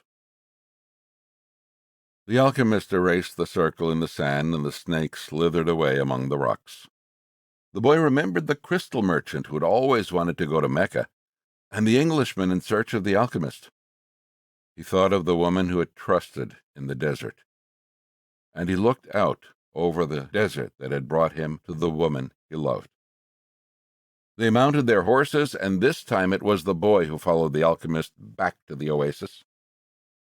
The wind brought the sounds of the oasis to them, and the boy tried to hear Fatima's voice. But that night, as he had watched the cobra within the circle, the strange horseman with the falcon on his shoulder had spoken of love and treasure, of the woman of the desert, and of his destiny. "I'm going with you," the boy said, and he immediately felt peace in his heart. "We'll leave tomorrow before sunrise," was the alchemist's only response. The boy spent a sleepless night. 2 hours before dawn, he awoke one of the boys who slept in his tent and asked him to show him where Fatima lived. They went to her tent, and the boy gave his friend enough gold to buy a sheep. Then he asked his friend to go into the tent where Fatima was sleeping and to awaken her and tell her that he was waiting outside. The young Arab did as he was asked and was given enough gold to buy yet another sheep. "Now leave us alone," said the boy to the young Arab. The Arab returned to his tent to sleep, proud to have helped the counselor of the oasis, and happy at having enough money to buy himself some sheep. Fatima appeared at the entrance to the tent. The two walked out among the palms. The boy knew that it was a violation of the tradition, but that didn't matter to him now. "I'm going away," he said, "and I want you to know that I'm coming back. I love you because—" "Don't say anything," Fatima interrupted. "One is loved because one is loved. No reason is needed for loving." But the boy continued. "I had a dream, and I met with a king. I sold crystal and crossed the desert. And, because the tribes declared war, I went to the well seeking the alchemist. So, I love you because the entire universe conspired to help me find you." The two embraced. It was the first time either had touched the other. "I'll be back," the boy said. "Before this, I always looked to the desert with longing," said Fatima. "Now it will be with hope. My father went away one day, but he returned to my mother, and he has always come back since then." They said nothing else. They walked a bit farther among the palms, and then the boy left her at the entrance to her tent. "I'll return, just as your father came back to your mother," he said. He saw that Fatima's eyes were filled with tears. You're crying? I'm a woman of the desert, she said, averting her face. But above all, I'm a woman. Fatima went back to her tent, and when daylight came, she went out to do the chores she had done for years. But everything had changed. The boy was no longer at the oasis, and the oasis would never again have the same meaning it had had only yesterday. It would no longer be a place with 50,000 palm trees and 300 wells, where the pilgrims arrived, relieved at the end of their long journeys. From that day on, the oasis would be an empty place for her. From that day on, it was the desert that would be important. She would look to it every day, and would try to guess which star the boy was following in search of his treasure.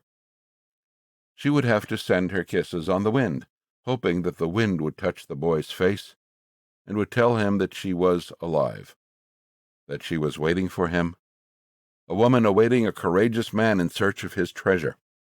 From that day on, the desert would represent only one thing to her, the hope for his return. Don't think about what you've left behind, the alchemist said to the boy as they began to ride across the sands of the desert. Everything is written in the soul of the world, and there it will stay forever. Men dream more about coming home than about leaving, the boy said. He was already reaccustomed to the desert's silence. If what one finds is made of pure matter, it will never spoil, and one can always come back. If what you had found was only a moment of light, like the explosion of a star, you would find nothing on your return. The man was speaking the language of alchemy, but the boy knew that he was referring to Fatima. It was difficult not to think about what he had left behind. The desert, with its endless monotony, put him to dreaming. The boy could still see the palm trees, the wells, and the face of the woman he loved. He could see the Englishman at his experiments, and the camel driver who was a teacher without realizing it. Maybe the alchemist had never been in love, the boy thought. The alchemist rode in front with a falcon on his shoulder. The bird knew the language of the desert well, and, whenever they stopped, he flew off in search of game. On the first day he returned with a rabbit, and on the second with 2 birds. At night they spread their sleeping gear and kept their fires hidden. The desert nights were cold and were becoming darker and darker as the phases of the moon passed. They went on for a week, speaking only of the precautions they needed to follow in order to avoid the battles between the tribes. The war continued, and at times the wind carried the sweet, sickly smell of blood. Battles had been fought nearby, and the wind reminded the boy that there was the language of omens, always ready to show him what his eyes had failed to observe. On the 7th day, the alchemist decided to make camp earlier than usual. The falcon flew off to find game, and the alchemist offered his water container to the boy. You are almost at the end of your journey, said the alchemist. I congratulate you for having pursued your destiny. And you've told me nothing along the way, said the boy. I thought you were going to teach me some of the things you know. A while ago, I rode through the desert with a man who had books on alchemy, but I wasn't able to learn anything from them. There is only one way to learn, the alchemist answered. It's through action. Everything you need to know you have learned through your journey. You need to learn only one thing more. The boy wanted to know what that was, but the alchemist was searching the horizon, looking for the falcon. Why are you called the alchemist? Because that's what I am. And what went wrong when other alchemists tried to make gold and were unable to do so?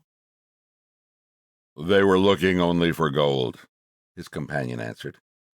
They were seeking the treasure of their destiny without wanting actually to live out the destiny. What is it that I still need to know? The boy asked. But the alchemist continued to look to the horizon, and finally the falcon returned with their meal.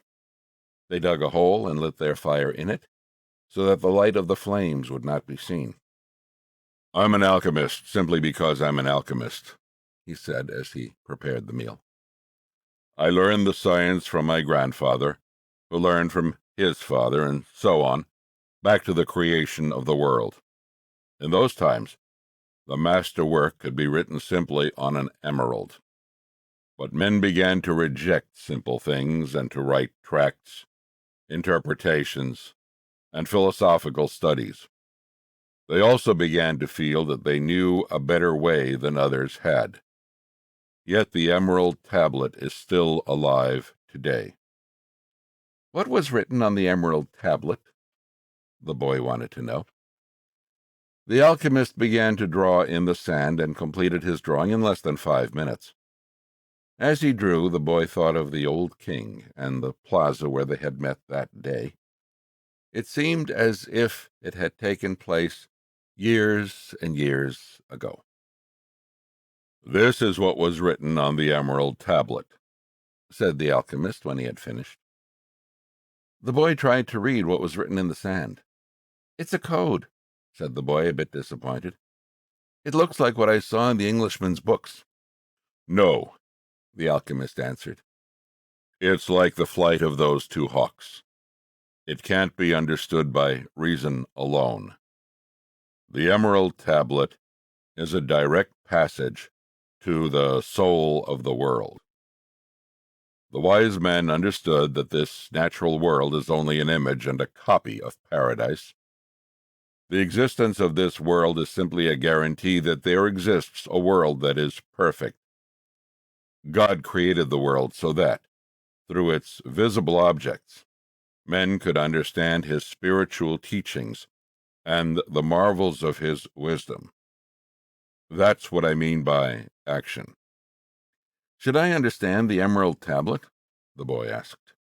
"Perhaps if you were in a laboratory of alchemy, this would be the right time to study the best way to understand the emerald tablet. But you are in the desert, so immerse yourself in it. The desert will give you an understanding of the world. In fact, anything on the face of the earth will do that. You don't even have to understand the desert. All you have to do is contemplate a simple grain of sand, and you will see in it all the marvels of creation." "How do I immerse myself in the desert?" "Listen to your heart. It knows all things, because it came from the soul of the world, and it will one day return there." They crossed the desert for another 2 days in silence. The alchemist had become much more cautious, because they were approaching the area where the most violent battles were being waged. As they moved along, the boy tried to listen to his heart. It was not easy to do. In earlier times, his heart had always been ready to tell its story, but lately that wasn't true.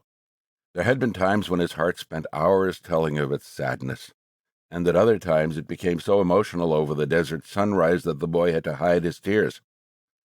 His heart beat fastest when it spoke to the boy of treasure, and more slowly when the boy stared entranced at the endless horizons of the desert. But his heart was never quiet, even when the boy and the alchemist had fallen into silence. "Why do we have to listen to our hearts?" the boy asked when they had made camp that day. "Because wherever your heart is, that is where you'll find your treasure." "But my heart is agitated," the boy said. "It has its dreams, it gets emotional, and it's become passionate over a woman of the desert. It asks things of me, and it keeps me from sleeping many nights when I'm thinking about her." "Well, that's good. Your heart is alive. Keep listening to what it has to say." During the next 3 days, the two travelers passed by a number of armed tribesmen and saw others on the horizon. The boy's heart began to speak of fear. It told him stories it had heard from the soul of the world, stories of men who sought to find their treasure and never succeeded. Sometimes it frightened the boy with the idea that he might not find his treasure, or that he might die there in the desert. At other times, it told the boy that it was satisfied. It had found love and riches. "My heart is a traitor," the boy said to the alchemist when they had paused to rest the horses. "It doesn't want me to go on."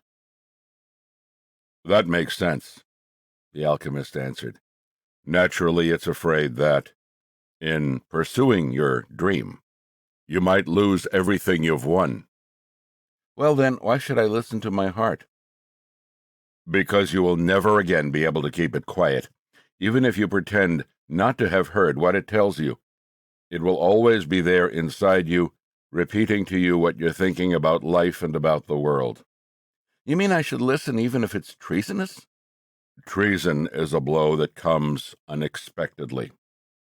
If you know your heart well, it will never be able to do that to you, because you'll know its dreams and wishes and will know how to deal with them. You will never be able to escape from your heart. So it's better to listen to what it has to say. That way, you'll never have to fear an unanticipated blow." The boy continued to listen to his heart as they crossed the desert. He came to understand its dodges and tricks and to accept it as it was. He lost his fear and forgot about his need to go back to the oasis because, one afternoon, his heart told him that it was happy. "Even though I complain sometimes," it said, "it's because I'm the heart of a person, and people's hearts are that way. People are afraid to pursue their most important dreams because they feel that they don't deserve them, or that they'll be unable to achieve them. We, their hearts, become fearful just thinking of loved ones who go away forever, or of moments that could have been good but weren't, or of treasures that might have been found but were forever hidden in the sands.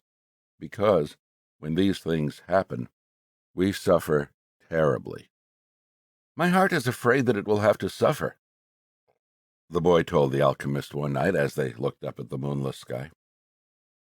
"Tell your heart that the fear of suffering is worse than the suffering itself, and that no heart has ever suffered when it goes in search of its dreams, because every second of the search is a second's encounter with God and with eternity." "Every second of the search is an encounter with God," the boy told his heart. "When I have been truly searching for my treasure, every day has been luminous, because I have known that every hour was a part of the dream that I would find it. When I have been truly searching for my treasure, I've discovered things along the way that I never would have seen had I not had the courage to try things that seemed impossible for a shepherd to achieve." So his heart was quiet for an entire afternoon. That night, the boy slept deeply, and when he awoke, his heart began to tell him things that came from the soul of the world. It said that all people who are happy have God within them, and that happiness could be found in a grain of sand from the desert, as the alchemist had said. Because a grain of sand is a moment of creation, and the universe has taken millions of years to create it. "Everyone on earth has a treasure that awaits him," his heart said. "We, people's hearts, seldom say much about those treasures because people no longer want to go in search of them. We speak of them only to children. Later, we simply let life proceed in its own direction, toward its own fate. But unfortunately, very few follow the path laid out for them, the path to their destinies and to happiness. Most people see the world as a threatening place, and because they do, the world turns out, indeed, to be a threatening place. So we, their hearts, speak more and more softly. We never stop speaking out, but we begin to hope that our words won't be heard. We don't want people to suffer because they don't follow their hearts." "Why don't people's hearts tell them to continue to follow their dreams?" the boy asked the alchemist. "Because that's what makes a heart suffer most, and hearts don't like to suffer." From then on, the boy understood his heart. He asked it please never to stop speaking to him. He asked that, when he wandered far from his dreams, his heart pressed him and sound the alarm. The boy swore that, every time he heard the alarm, he would heed its message. That night, he told all of this to the alchemist. And the alchemist understood that the boy's heart had returned to the soul of the world. "So what should I do now?" the boy asked. "Continue in the direction of the pyramids," said the alchemist, "and continue to pay heed to the omens. Your heart is still capable of showing you where the treasure is." "Is that the one thing I still needed to know?" "No," the alchemist answered. "What you still need to know is this. Before a dream is realized, the soul of the world tests everything that was learned along the way. It does this not because it is evil, but so that we can, in addition to realizing our dreams, master the lessons we've learned as we've moved toward that dream. That's the point at which most people give up. It's the point at which, as we say in the language of the desert, one dies of thirst just when the palm trees have appeared on the horizon.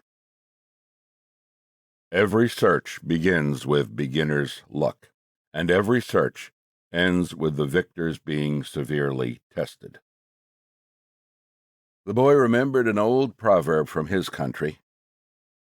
It said that the darkest hour of the night came just before the dawn. On the following day, the first clear sign of danger appeared. 3 armed tribesmen approached and asked what the boy and the alchemist were doing there.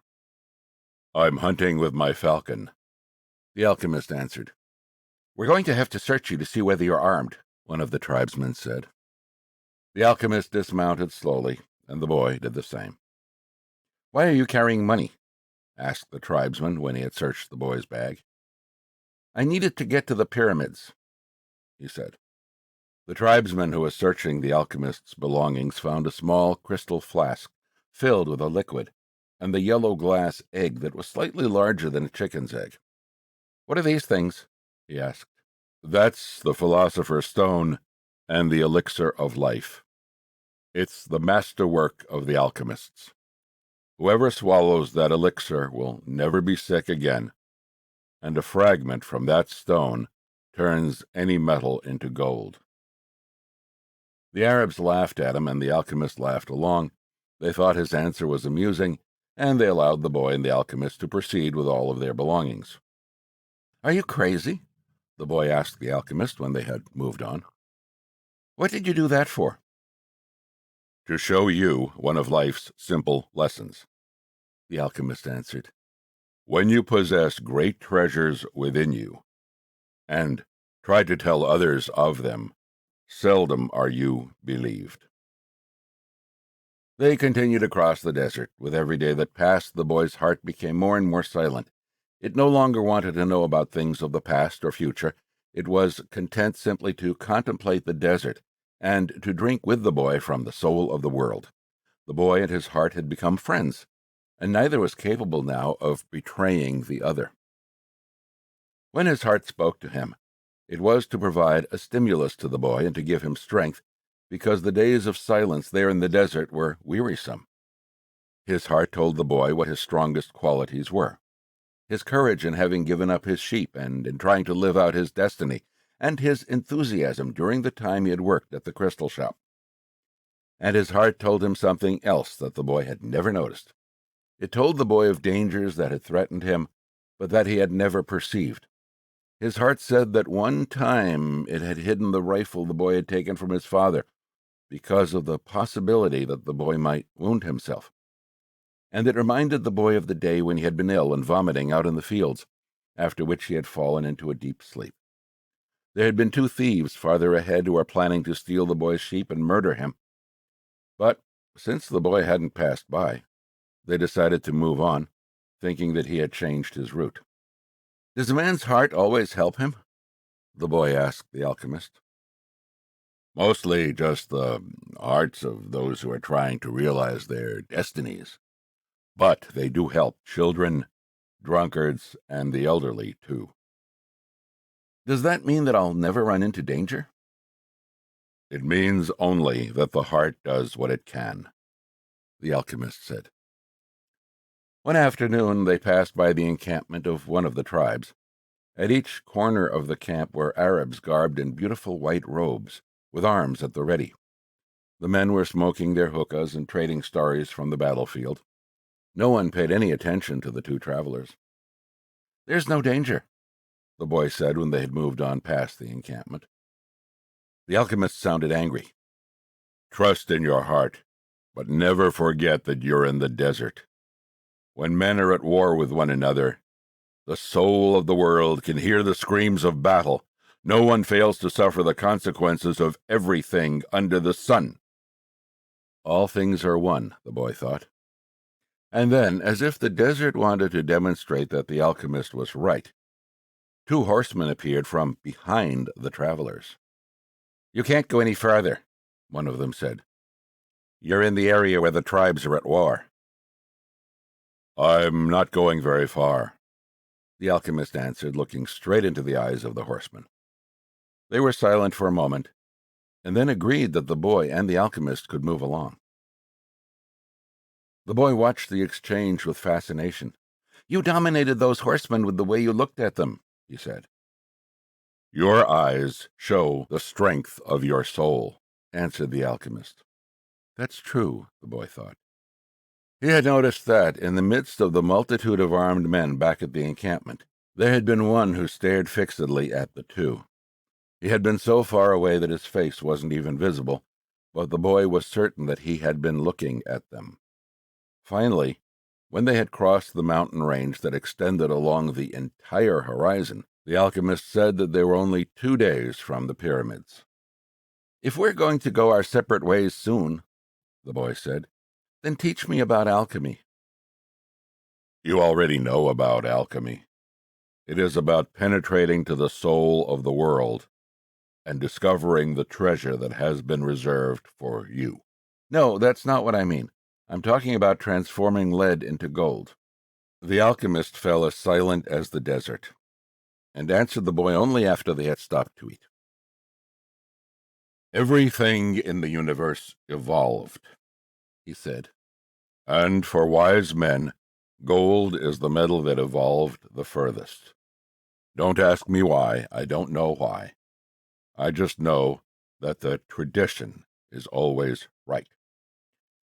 Men have never understood the words of the wise, so gold, instead of being seen as a symbol of evolution, became the basis for conflict."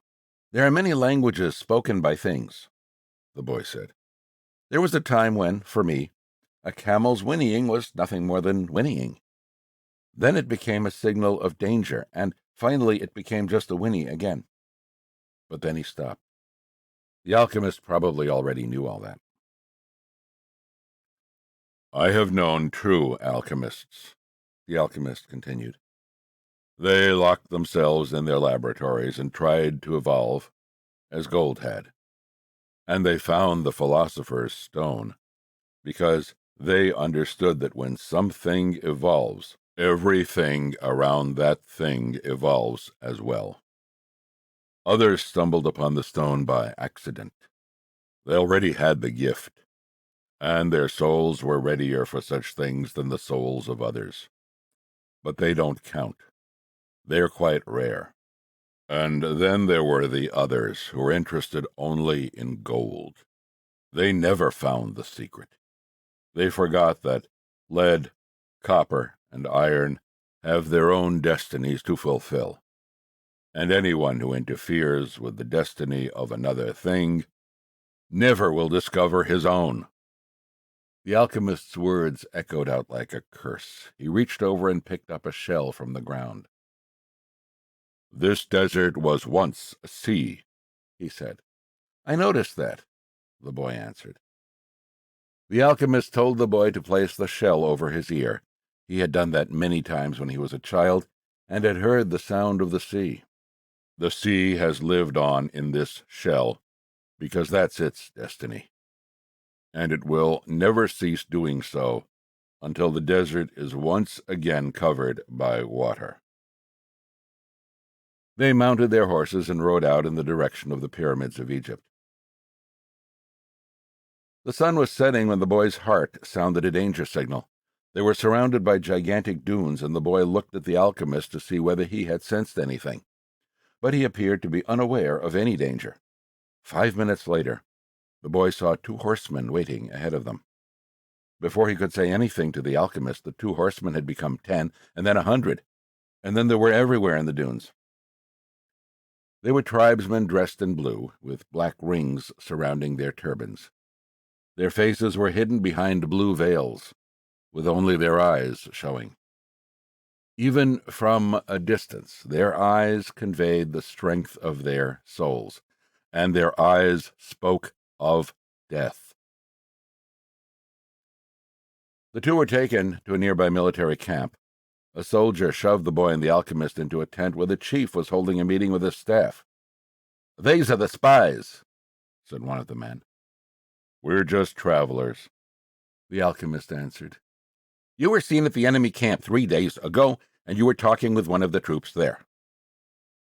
"I'm just a man who wanders the desert and knows the stars," said the alchemist. "I have no information about troops or about the movement of the tribes. I was simply acting as a guide for my friend here." "Who is your friend?" the chief asked. "An alchemist," said the alchemist. "He understands the forces of nature, and he wants to show you his extraordinary powers." The boy listened quietly and fearfully. "What is a foreigner doing here?" asked another of the men. "He has brought money to give to your tribe," said the alchemist, before the boy could say a word. And, seizing the boy's bag, the alchemist gave the gold coins to the chief. The Arab accepted them without a word. There was enough there to buy a lot of weapons. "What is an alchemist?" he asked finally. "It's a man who understands nature and the world. If he wanted to, he could destroy this camp just with the force of the wind." The men laughed. They were used to the ravages of war and knew that the wind could not deliver them a fatal blow. Yet each felt his heart beat a bit faster. They were men of the desert, and they were fearful of sorcerers. "I want to see him do it," said the chief. "He needs 3 days," answered the alchemist. "He is going to transform himself into the wind, just to demonstrate his powers. If he can't do so, we humbly offer you our lives for the honor of your tribe." "You can't offer me something that is already mine," the chief said arrogantly. But he granted the travelers 3 days. The boy was shaking with fear, but the alchemist helped him out of the tent. "Don't let them see that you're afraid," the alchemist said. "They are brave men, and they despise cowards." But the boy couldn't even speak. He was able to do so only after they had walked through the center of the camp. There was no need to imprison them. The Arabs simply confiscated their horses. So, once again, the world had demonstrated its many languages. The desert only moments ago had been endless and free, and now it was an impenetrable wall. "You gave them everything I had," the boy said. "Everything I've saved in my entire life." "Well, what good would it be to you if you had to die?" the alchemist answered. "Your money saved us for 3 days. It's not often that money saves a person's life." But the boy was too frightened to listen to words of wisdom. He had no idea how he was going to transform himself into the wind. He wasn't an alchemist. The alchemist asked one of the soldiers for some tea and poured some on the boy's wrists. A wave of relief washed over him, and the alchemist muttered some words that the boy didn't understand. "Don't give in to your fears," said the alchemist in a strangely gentle voice. "If you do, you won't be able to talk to your heart." "But I have no idea how to turn myself into the wind," If a person is living out his destiny, he knows everything he needs to know. There is only one thing that makes a dream impossible to achieve: the fear of failure. I'm not afraid of failing, it's just that I don't know how to turn myself into the wind. Well, you'll have to learn. Your life depends on it. But what if I can't? Then you'll die in the midst of trying to realize your destiny. That's a lot better than dying like millions of other people who never even knew what their destinies were. But don't worry, the alchemist continued.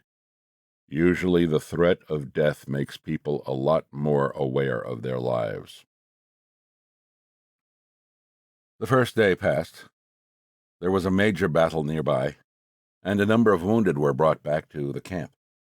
The dead soldiers were replaced by others, and life went on. Death doesn't change anything, the boy thought. You could have died later on, a soldier said to the body of one of his companions. You could have died after peace had been declared, but in any case you were going to die. At the end of the day, the boy went looking for the alchemist, who had taken his falcon out into the desert. I still have no idea how to turn myself into the wind, the boy repeated. Remember what I told you.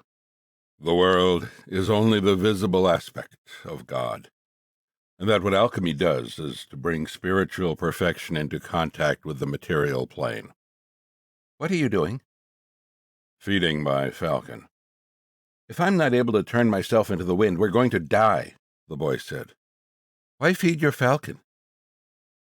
You're the one who may die, the alchemist said. I already know how to turn myself into the wind.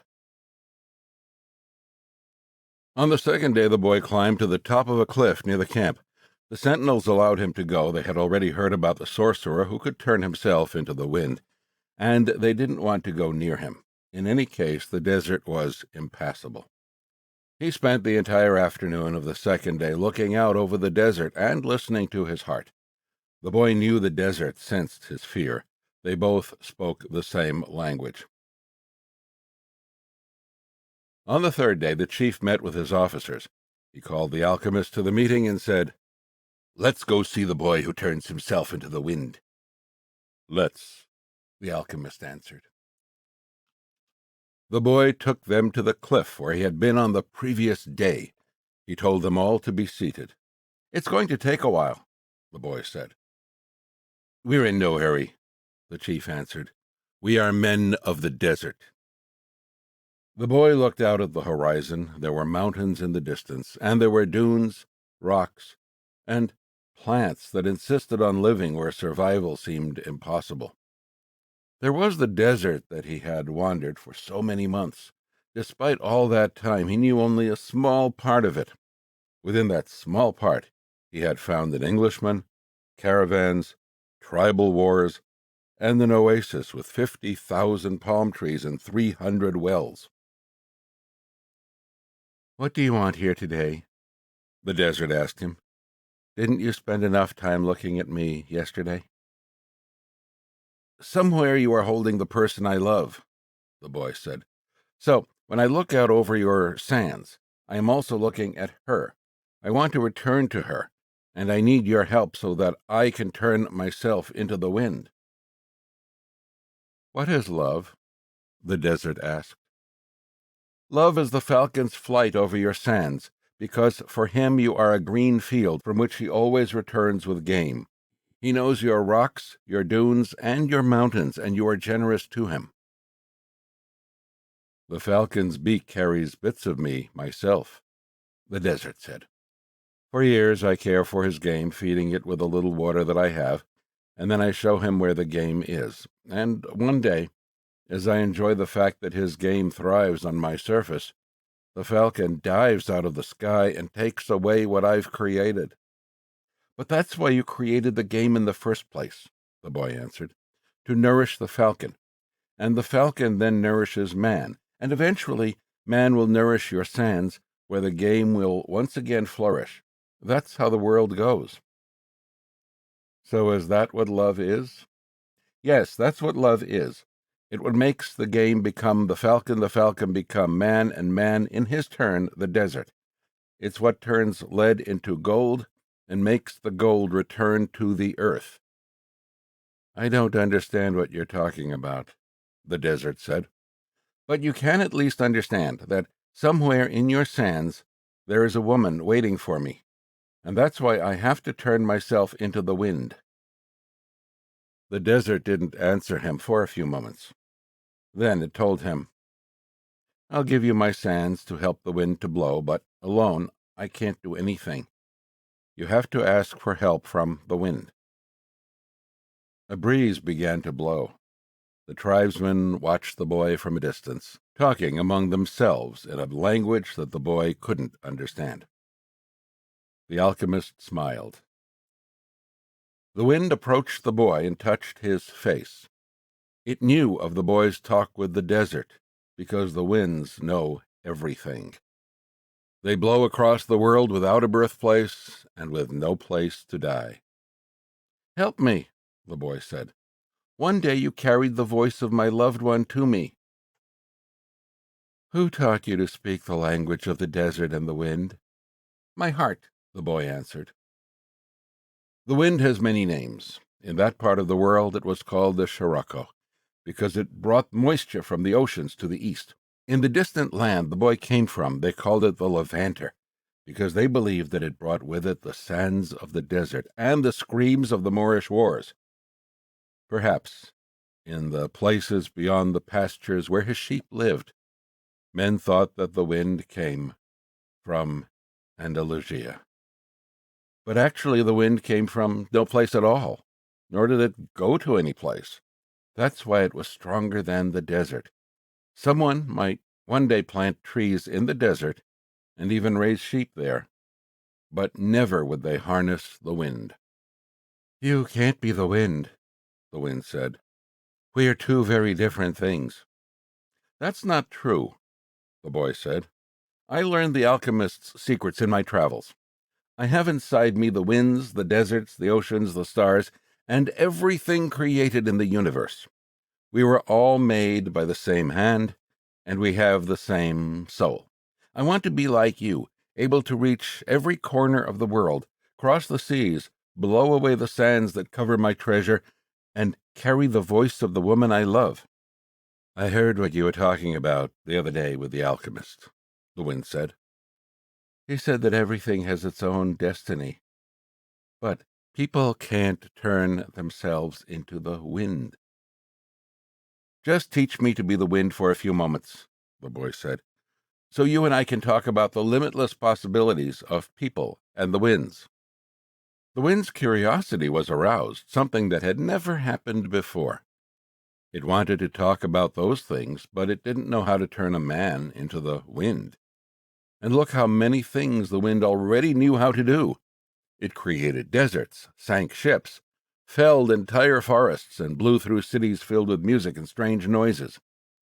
It felt that it had no limits.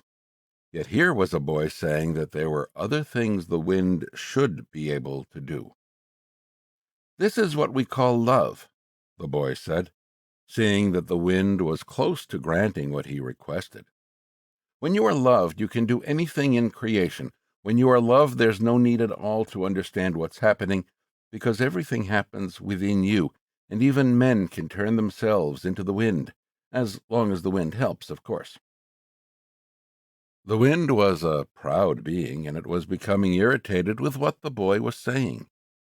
It commenced to blow harder, raising the desert sands. But finally it had to recognize that, even making its way around the world, it didn't know how to turn a man into the wind. And it knew nothing about love. "In my travels around the world, I've often seen people speaking of love and looking toward the heavens," the wind said, furious at having to acknowledge its own limitations. "Maybe it's better to ask heaven." "Well, then, help me do that," the boy said. "Fill this place with a sandstorm so strong that it blots out the sun. Then I can look to heaven without blinding myself." So the wind blew with all its strength, and the sky was filled with sand. The sun was turned into a golden disk. At the camp, it was difficult to see anything. The men of the desert were already familiar with that wind. They called it the simum, and it was worse than a storm at sea. Their horses cried out, and all their weapons were filled with sand. On the heights, one of the commanders turned to the chief and said, "Maybe we had better end this." They could barely see the boy. Their faces were covered with the blue cloths, and their eyes showed fear. "Let's stop this," another commander said. "I want to see the greatness of Allah," the chief said with respect. "I want to see how a man turns himself into the wind." But he made a mental note of the names of the two men who had expressed their fear. As soon as the wind stopped, he was going to remove them from their commands, because true men of the desert are not afraid. "The wind told me that you know about love," the boy said to the sun. "If you know about love, you must also know about the soul of the world, because it's made of love." "From where I am," the sun said, "I can see the soul of the world. It communicates with my soul, and together we cause the plants to grow and the sheep to seek out shade.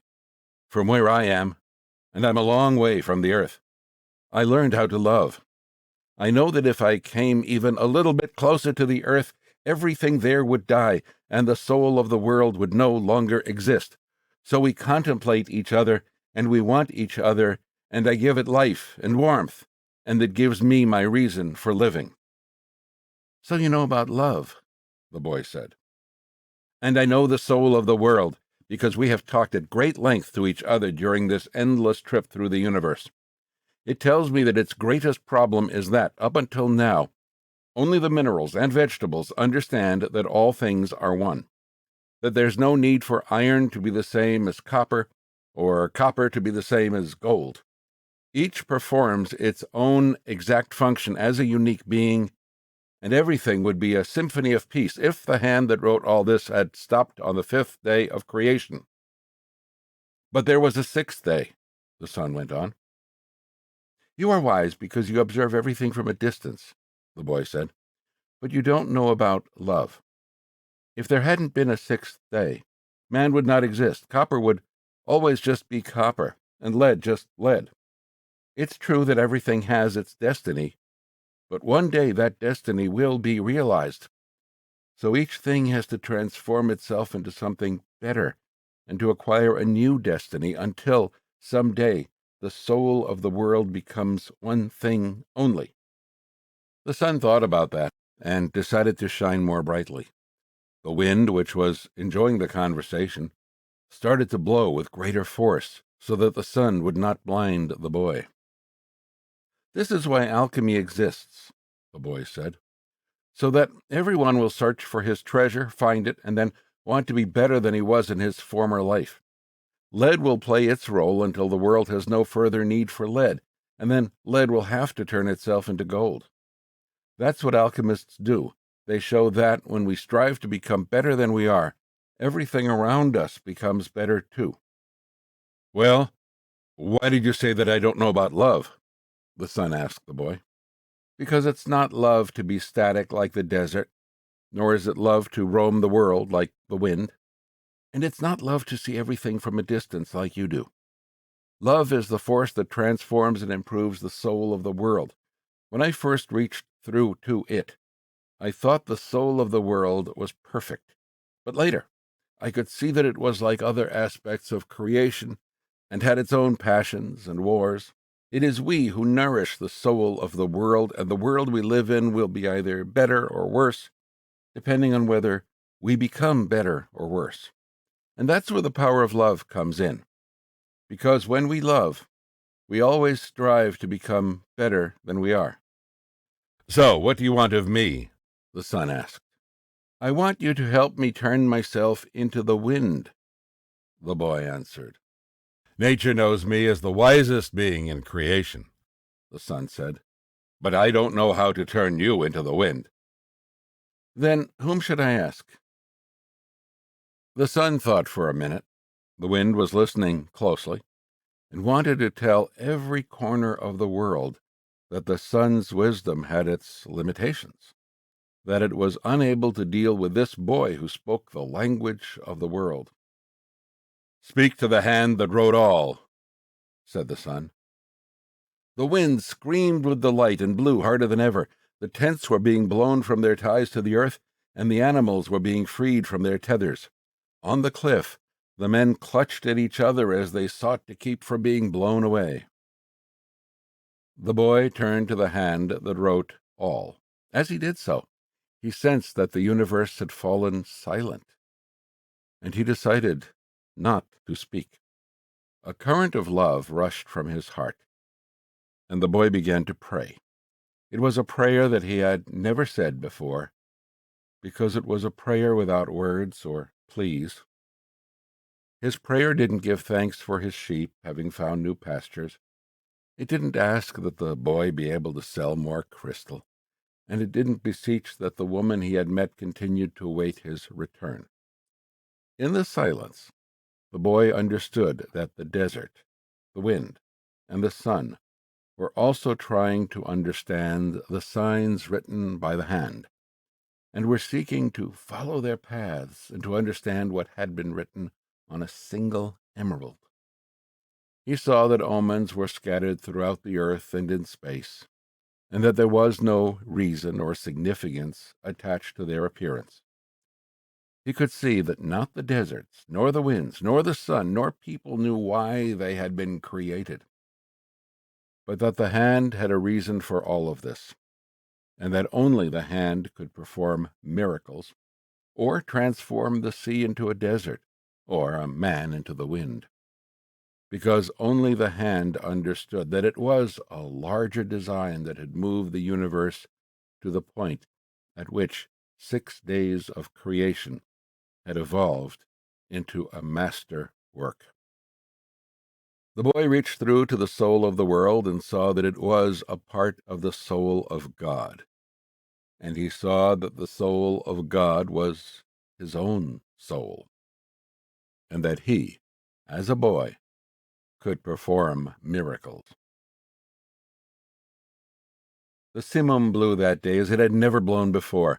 For generations thereafter, the Arabs recounted the legend of a boy who had turned himself into the wind, almost destroying a military camp, in defiance of the most powerful chief in the desert. When the simum ceased to blow, everyone looked to the place where the boy had been, but he was no longer there. He was standing next to a sand-covered sentinel on the far side of the camp. The men were terrified at his sorcery, but there were 2 people who were smiling. The alchemist, because he had found his perfect disciple, and the chief, because that disciple had understood the glory of God. The following day, the general bade the boy and the alchemist farewell, and provided them with an escort party to accompany them as far as they chose. They rode for the entire day. Toward the end of the afternoon, they came upon a Coptic monastery.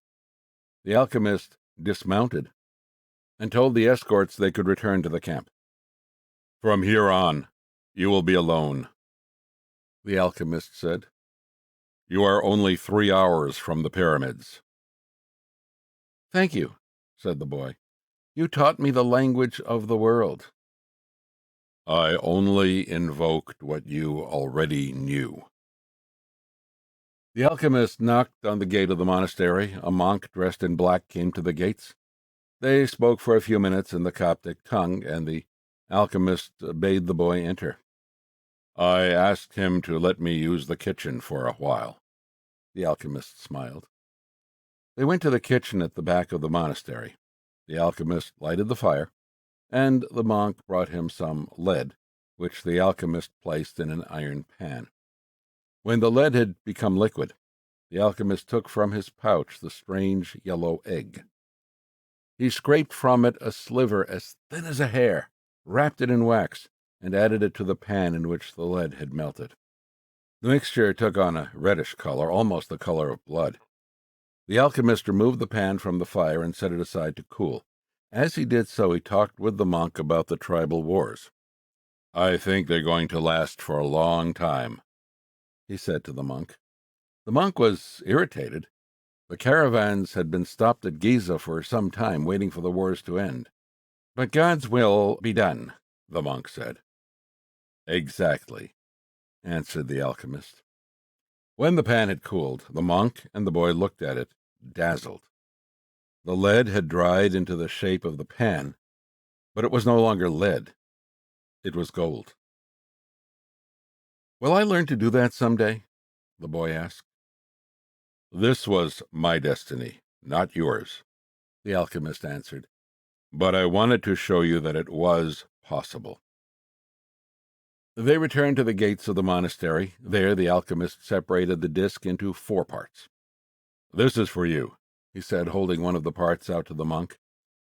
It's for your generosity to the pilgrims. But this payment goes well beyond my generosity, the monk responded. Don't say that again. Life might be listening and give you less the next time. The alchemist turned to the boy. This is for you, to make up for what you gave to the general. The boy was about to say that it was much more than he had given the general, but he kept quiet because he had heard what the alchemist said to the monk. And this is for me, said the alchemist, keeping one of the parts, because I have to return to the desert where there are tribal wars. He took the 4th part and handed it to the monk. This is for the boy, if he ever needs it.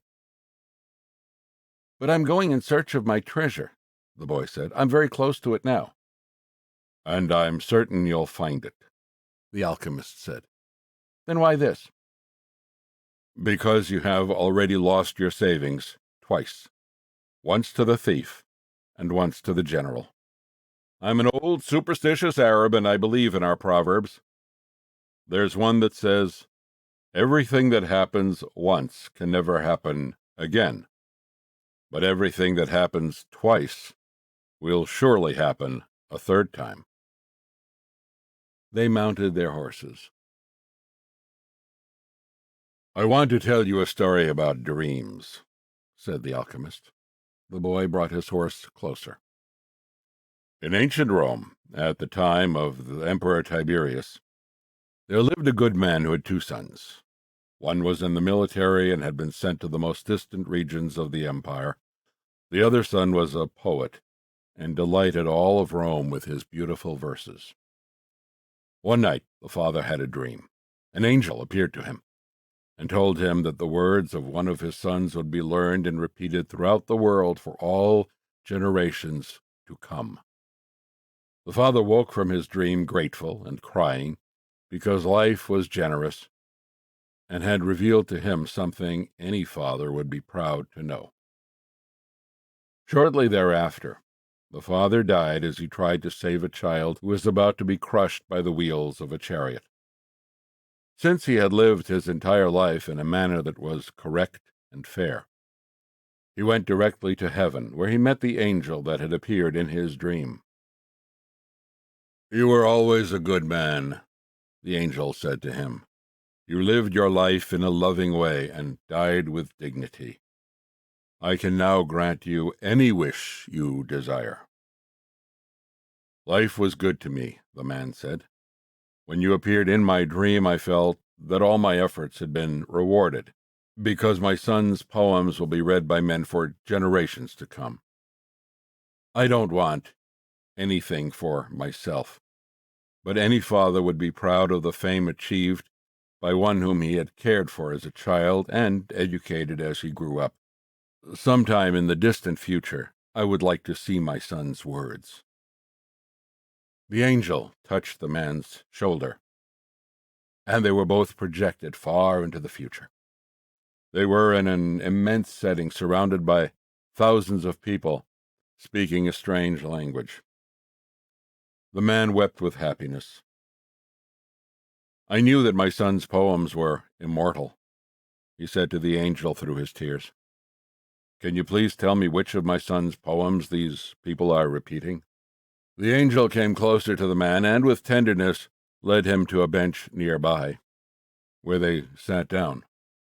The verses of your son who was the poet were very popular in Rome, the angel said. Everyone loved them and enjoyed them. But when the reign of Tiberius ended, his poems were forgotten. The words you're hearing now are those of your son in the military." The man looked at the angel in surprise. "Your son went to serve at a distant place and became a centurion. He was just and good. One afternoon, one of his servants fell ill, and it appeared that he would die. Your son had heard of a rabbi who was able to cure illnesses, and he rode out for days and days in search of this man. Along the way, he learned that the man he was seeking was the Son of God. He met others who had been cured by him, and they instructed your son in the man's teachings. And so, despite the fact that he was a Roman centurion, he converted to their faith. Shortly thereafter, he reached the place where the man he was looking for was visiting. He told the man that one of his servants was gravely ill, and the rabbi made ready to go to his house with him. But the centurion was a man of faith, and, looking into the eyes of the rabbi, he knew that he was surely in the presence of the Son of God. And this is what your son said," the angel told the man. "These are the words he said to the rabbi at that point, and they have never been forgotten. 'My lord, I am not worthy that you should come under my roof. But only speak a word, and my servant will be healed.' The alchemist said, 'No matter what he does, every person on earth plays a central role in the history of the world, and normally he doesn't know it.'"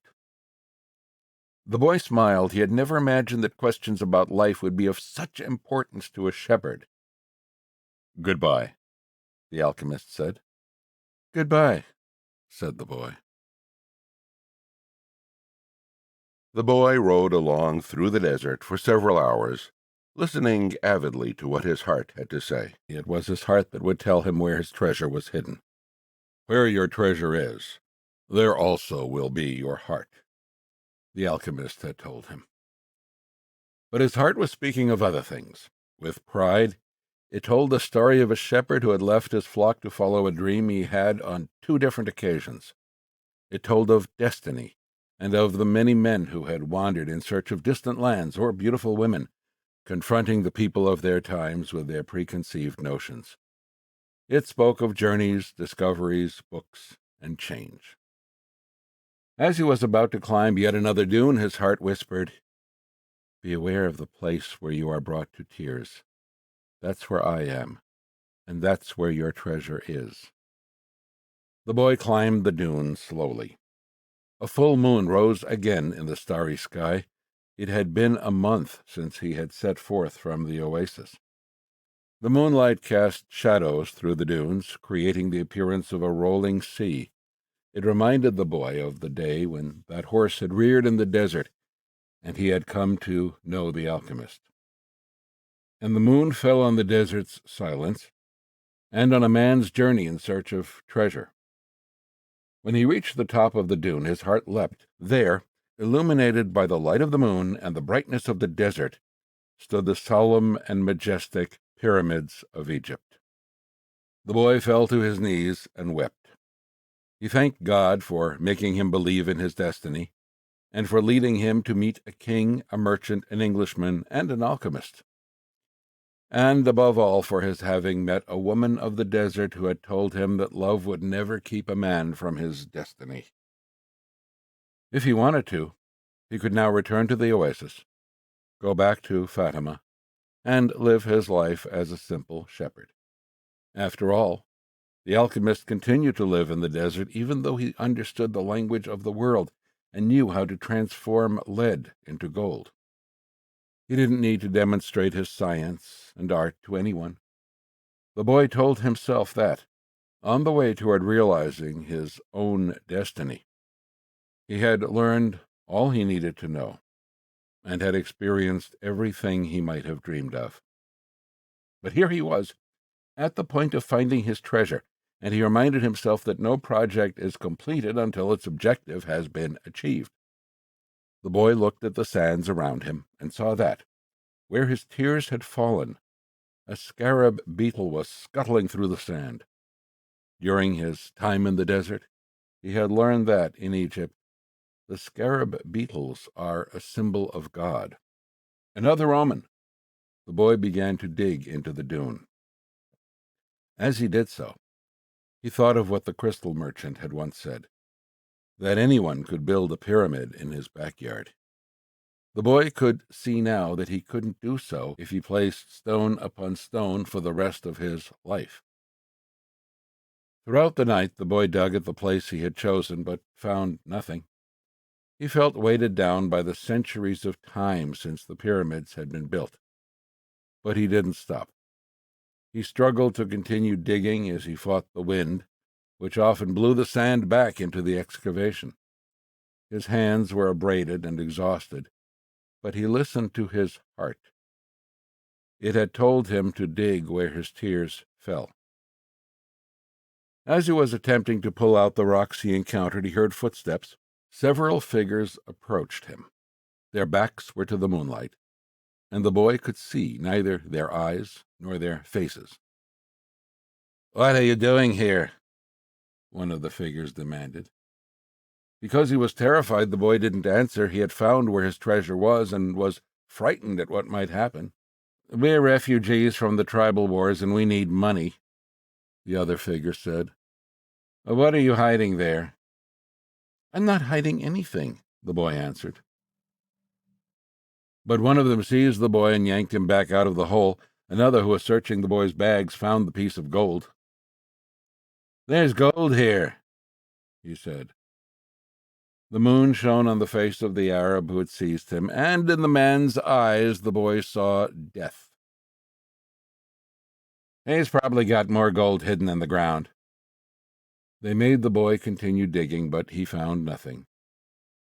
As the sun rose, the men began to beat the boy. He was bruised and bleeding. His clothing was torn to shreds, and he felt that death was near. "What good is money to you if you're going to die? It's not often that money can save someone's life," the alchemist had said.